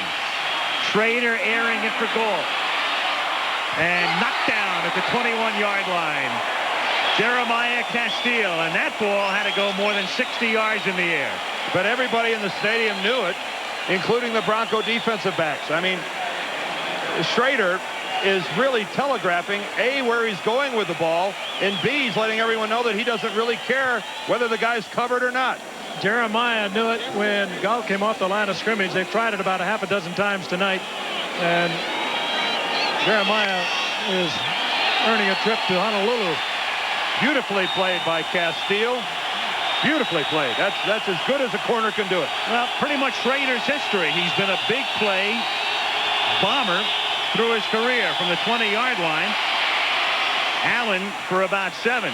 Schrader coming into the game tonight, he'd averaged 14.4 yards a completion, and that's extremely high among active players who played for some time. Only Steve Grogan would have a higher career average. You guys remember where Jeremiah Castile fits into Bronco history, don't you? The stripping of the ball last year. Exactly right. Against Cleveland. He's the one that stripped the ball from Ernest Biner. Absolutely. Saved the game for the Broncos, and doing a pretty good job of saving it here tonight as well. A cast-off, a guy that was waived by Tampa Bay. Dennison comes off. He was shaken up. Castile sets up to go one-on-one with Galt. 3rd and 3 from the 27. Schrader over the middle, batted away, knocked down by big number 90, Freddie Gilbert. And we haven't called his name tonight, and when we finally do, it's at a critical juncture. We've got some defensive linemen for the Broncos playing pass coverage tonight. Freddie Gilbert doesn't get off the line of scrimmage in his attempt to rush the passer. Does the smart thing, falls back and gets his arms up, knocks down a pass. 8:21 left in overtime. Gossage kick, Natil. Ricky at the 25-yard line. Back to the 31 he comes. Stopped by Reggie McKenzie. So the Broncos get it for the 3rd time after a 48-yard kick, 6-yard run back. Each team's had it twice. Again, if you joined us late, the Broncos were on their way to destroying the Raiders. 24-0 Denver at halftime. Raiders with a tremendous comeback, a furious comeback. And we're tied at 27 in overtime. Denver's sideline. to give the Raiders less time defensively to set up for what Denver will come up with on first down formation-wise. This might be more effective against another team that is not coached by Mike Shanahan. He has a pretty good idea, having been the offensive coordinator for so long with him, exactly what they're going to come out with. Danny Reeves has not had a whole lot of opportunity to change things, and he's going to come out with what goes for him the best. We asked him today if the fact that Shanahan was the offensive coordinator, knew the personnel so well, would have changed things for him. He said, no, it won't. And you really have to go with what works for you the best, and I'm quite sure that Danny will go with that, and I'm quite sure that Mike Shanahan has a pretty good idea what they're going to come out with. On 1st and 10, they send Johnson to the right, Natil to the left. And they toss it to Tony Dorsett, who puts his head down and is taken down at the 40-yard line by Jerry Robinson and Matt Millen. That's a gain of 7 at the 39-yard line, 2nd and 3, and Robinson is slow in getting up. And I think Denver would be smart to do just that. Stay with the running game. Keep hammering it at him. Run the ball on first down. Get some positive yardage. Set up Elway's passing game. And Jerry Robinson, feeling the effects of that collision with Dorsett that you could hear clearly all the way up here in the press box. And the other thing Denver has going for it, of course, is a supreme field goal kicker in Carlos, who hasn't missed one this season. 7:47 left in overtime. And the third reason, if you want to pursue it a step farther, is that the Denver passing game here in the second half has been extremely erratic. John Elway has not been the perfect John Elway, far from it tonight. It's been that kind of season for John. He's off to a slow start, but Denver also knows what slow starts are all about. They had a slow start in the season of '86, got to the Super Bowl. They started slowly a year ago, and they're certainly not hitting on all gears thus far this season. Reggie McKenzie comes in to spell Robinson at right inside linebacker, and now he sets up at left inside backer on 2nd down and 3 from the 39-yard line.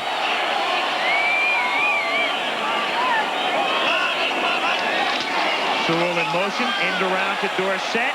Tony has a first down.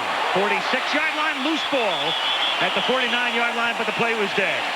Play was dead. They're ruling him down. Or so they ruled, at least initially. But they say the ground cannot cause a fumble. Well, it can't. That's a fact. The question is, was he down? Did he have the ball when he went down? From behind. Dorsett cutting up inside. Yes, he had the football when he hit the ground. Good call by the officials. First down at the 47-yard line. Winder is back in with Dorsett. Tony back of Winder. Slithers to the outside, and it's Robinson back in the game, who makes the tackle at the 50-yard line. You know, that's only 4 yards, but what a great effort by a man who's been around as long as Tony has. He dipped inside to make it look like he was going to cut it up, as he's been doing all night. Got to the outside and then spun for another yard and a half. The ordinary back would have been dead at the line of scrimmage, or maybe even have lost a yard. But again, it's that rather at the last minute there, Frank, than just take it out of bounds and avoid the hit. Always willing to turn it back to the inside, pick up an extra yard or two, and take the blow by the defender. I've always admired that in Tony Dorsett. 2nd down 6 from the 49. Nasty in motion. Dorsett again.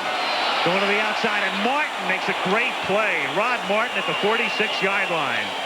That's a 4-yard loss. And it's going to make it 3rd down and 11. And it is Stacy Turan who is hurt. The safety holding his ankle. I'll tell you, two teams loving every moment of this right now are the Bengals and the Chargers, because the Raiders play the Bengals Sunday. Denver plays the Chargers, not only coming off a Monday night game, but coming off a Monday night overtime game. Boy, could the Raiders ill afford to lose another defensive back, and Stacy Turan in obvious trouble. Already out on the injured reserve. Lionel Washington, Van McElroy is on injured reserve. And Terrence McDaniel. He's got a broken lower leg, does he not? Yep. The tibia? Yep. Good looking rookie. They love him. And you saw Charlie Sumner He was their #1 draft choice, McDaniel, wasn't he? One of 3, because they had Brown and they had McDaniel.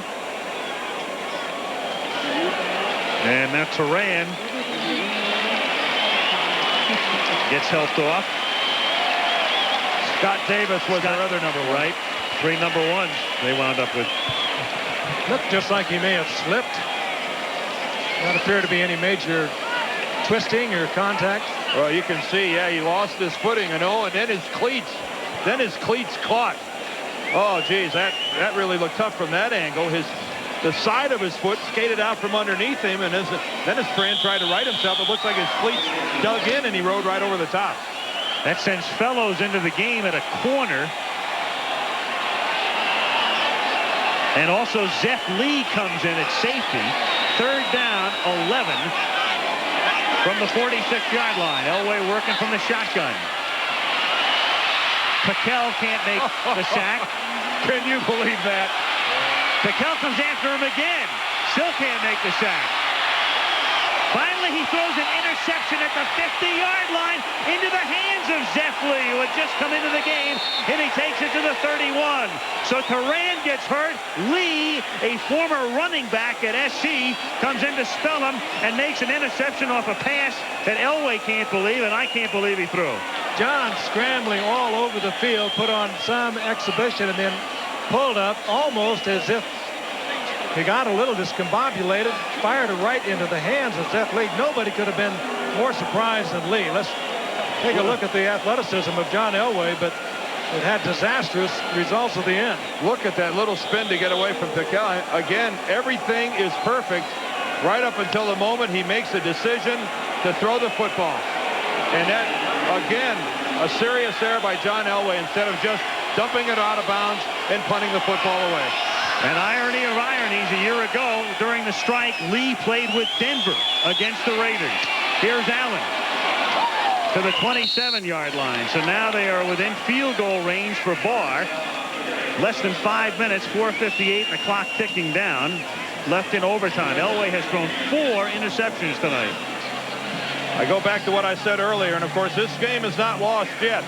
The Raiders still have to score, whether it be a field goal or a touchdown. But as I said earlier, the team that makes the first mistake more often than not in an overtime situation ends up losing the game. That's the 8th interception for Elway on the season. 2nd down and 5. Smith. And now very much in field goal range. If the Raiders win this game, it would be the 3rd greatest comeback in NFL history. It would tie for the 3rd greatest to come from a 24-point deficit, which they were down by at the half. At the 20-yard line, Berline sending in the call. Elway still can't believe what he did. 1st and 10 at the 20. I guess sometimes you can be so good at what you do, and he is, that you can believe that you can do anything. And that's a mistake. Here's Smith. What a weird game, though. I mean, Turan gets hurt. Lee comes in, makes the intercept, comes back to play against the team he faced during the strike last year. The ex-running back, there's Barr. Of course, it's no sure thing that Barr would hit that field goal either. I think that Mike Shanahan would much prefer his offensive team just keep slamming it away and go ahead and score a touchdown. 2nd and 8. They come up in the eye. Allen is the tailback.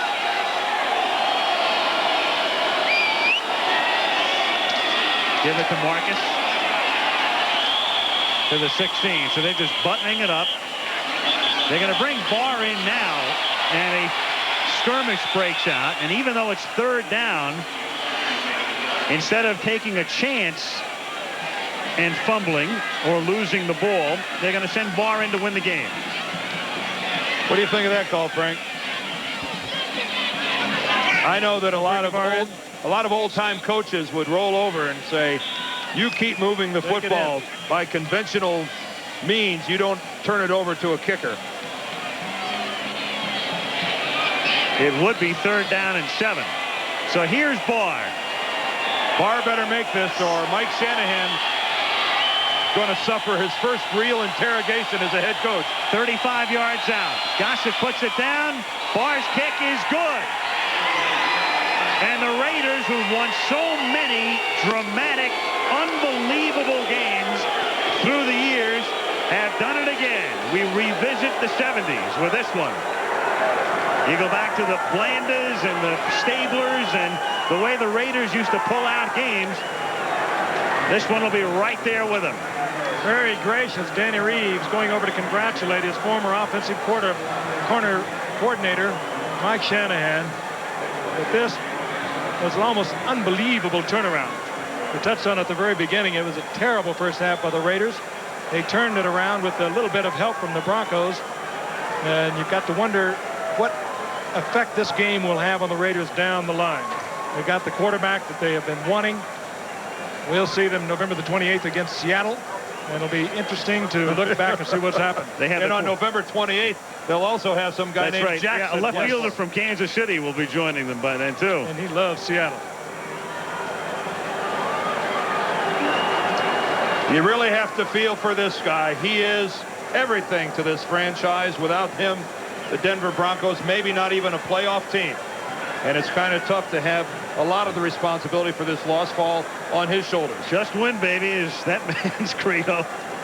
Any way you can. I think he's stunned. I don't think he can believe it. Pretty amazing. And he's seen some amazing, dramatic come-from-behind wins in his time. But this one is right at the top. Schrader looking on as Barr boots it through. Malibu, Kelly Hayes, and George Hill. Steve Hurt, our guys with the numbers and the names and numbers. And Kenny Wolf. Hello again, everybody. Welcome to our weekly Denver Huddle show. The Broncos a devastating loss tonight, as you probably just saw. The final score in overtime, 30-27. Joining me again this time, Jim Turner, the former Bronco great, a member of the Wall of Fame at Mile High Stadium, will be inducted in the next couple of weeks. And unbelievable loss. We sat here and just were simply astounded tonight. Mike, I think that's the most devastated I've ever seen John Elway right there, those scenes at the end of the game. And if you want to look at it very honestly, they did not deserve to win that game tonight, and they didn't. You know, it's one thing to lose a football game like tonight. Yep. You lose it, but to go into overtime and let it get away after leading 24-0, and then you look back, and it's easy to second guess, but when you look back at the end of the half, when they had a chance down deep, they thought they had a timeout, the clock ran out, they probably could have kicked the field goal. Just an unbelievable turn of events tonight, and you wonder where this team goes from here now. 1-3, 2 of the losses have been at home. They lose at Kansas City. They've got to go to San Diego. The Chargers have won 2 straight. And even after the Super Bowl loss, John was nowhere as distraught as he was tonight. Mike, I'll tell you right now, this is time for the coaches not to point the finger at any of the players or the assistant coaches. Dan has a habit of getting mad. They've got to rally around each other because you can sink right now after tonight's game. John is devastated. The team hasn't played very well, with the exception of a lot of the guys on defense have hung in there well. This was a strange game, as you said, at halftime. Then at the end of the game, instead of trying one of those Hail Marys, they just flop on the ball. A lot of things happened tonight that I haven't seen in many a year in a contest that features, you know, a team that's been in the Super Bowl twice in a row. John Elway tonight intercepted 4 times, and there could have been, what, 3 other ones? Could have been 7 interceptions tonight. He was actually pretty lucky. There were 4, but there were 3 others that were drop balls by the Oakland, or I should say the Los Angeles defense. Well, what about right now? What is Dan Reeves saying to his team? I can imagine what he's saying, but as an ex-player... Well, you know Dan. I mean, here's a feisty fellow with a bad temper. I think if he has time to go into the coach's locker room and collect himself right away, I think he'll understand that right now his team is devastated, and yelling and screaming at him, it isn't going to help at all. He's got to say, fellas, it's us. Right here in this room, it's family. Before he lets the media in there, it's family, because it truly is, Mike, even though this is early in the season, it's sink or swim time. And if he takes the proper road, they'll be okay. If he sits there and devastates some guys further tonight by, you know, hey, your fault, it's over. All right, Tom Green and Steve Alvarez have been out at the stadium. They are covering the game, of course, and hopefully we'll have some player interviews, although it's going to be tough to get them out of that locker room. Let's go out right now to Tom Green and Steve Alvarez. Gentlemen? Thanks a lot, Mike. I think my first reaction to the comeback in the second half of the Los Angeles Raiders also points up a problem that maybe the Bronco offense has been having this year, Steve. Mike Shanahan makes some great adjustments, and he's been famous for that with the Broncos. And John Elway, I think, has gotten a lot of the credit for the fact the Broncos have been able to rally in second halves, play better in second halves, and win games. And tonight, maybe we found out that it's Mike Shanahan that had a lot to do with that, because he made some great adjustments, and his team certainly played better down the stretch. That's obvious. Yeah, I think not just this game, but all season long, the Broncos offense has not played with the same confidence. I talked to Mike Shanahan on the field right after the game. I said, was there any way you thought this team could come back after being down 24-0? He said, well, we played lousy, but we knew we could make the adjustments and come out. They got a couple of big plays. They kept the momentum going. Broncos offense was on the sideline. They got cold. I remember in Cleveland a few years ago, they called it the drive. They're going to be calling this one the collapse, because there's no way the Broncos should have lost this game. You don't get up 24 points on anybody in the NFL and let them come back on you. Very interesting conversation in the press box, as if in the third quarter what was going on if the Broncos were to lose, what effect it would have on the season. And most people were talking about a loss that would be looked back on as the one that started the end of the season for the Broncos. I think it's far too early to tell, though, because the AFC West is not dominated by one team this year. They're only behind teams that are 2-2, and they have an opportunity definitely to get back in the race. But going to San Diego next week is going to be a tough task, and it's going to be a horrible week of practice for the Broncos. They have a short week. There's going to be a lot of short tempers, and they're going on the road. It's going to be a tough week. Well, as you said, that is the saving grace, the parity in the AFC West right now with Seattle falling, and that's really the only thing good going for the Broncos. But they have to ask themselves, again, how can you let a game like that slip away, and how can you play so well and then sit back and relax and let a team catch up? You see it coming on. You have to jump in and reestablish yourselves before they tie the ball game, and they did not. And that's a problem. And I see some problems. It's not just a doomsday. We don't want to talk doomsday here. But you see John Elway with a little lack of confidence sometimes, throwing passes he might not have thrown last year, might not have tried to force it. And I think he was just trying for a little too much too late. The question has been very subtly asked, and now will probably become much more directly asked. John Elway is not playing very good football right now, at least on his standards. And the situation is he probably does miss Mike Shanahan. He probably misses Alex Gibbs and all those coaches that helped make the offense what it was over the past couple of years. And I'm not sure that he's also playing the spirited football that he was so great at over the past couple of seasons. He almost seems like he's too much in control. And these are all just observations of mine. That doesn't mean that these are fact. But it's interesting to note that the reasons that maybe John Elway is not playing with the inspiration that it seems like he does, the creativity that he does when he's playing so well. Yeah, you know, Dan Reeves took it upon himself to be the offensive coordinator again this year. That's a tough job to wear both those hats as head coach and offensive coordinator. But to his defense, he couldn't throw new coaches into that role. It takes time to develop them and let them learn the offense. And as of now, he's really had to handle it. And it's been tough not only on him but on the team. So I agree with you, Jim Turner. This is a crucial time for the Denver Broncos. They have to regroup now, or it could be a long year, or they could use it to regather themselves and pick it up.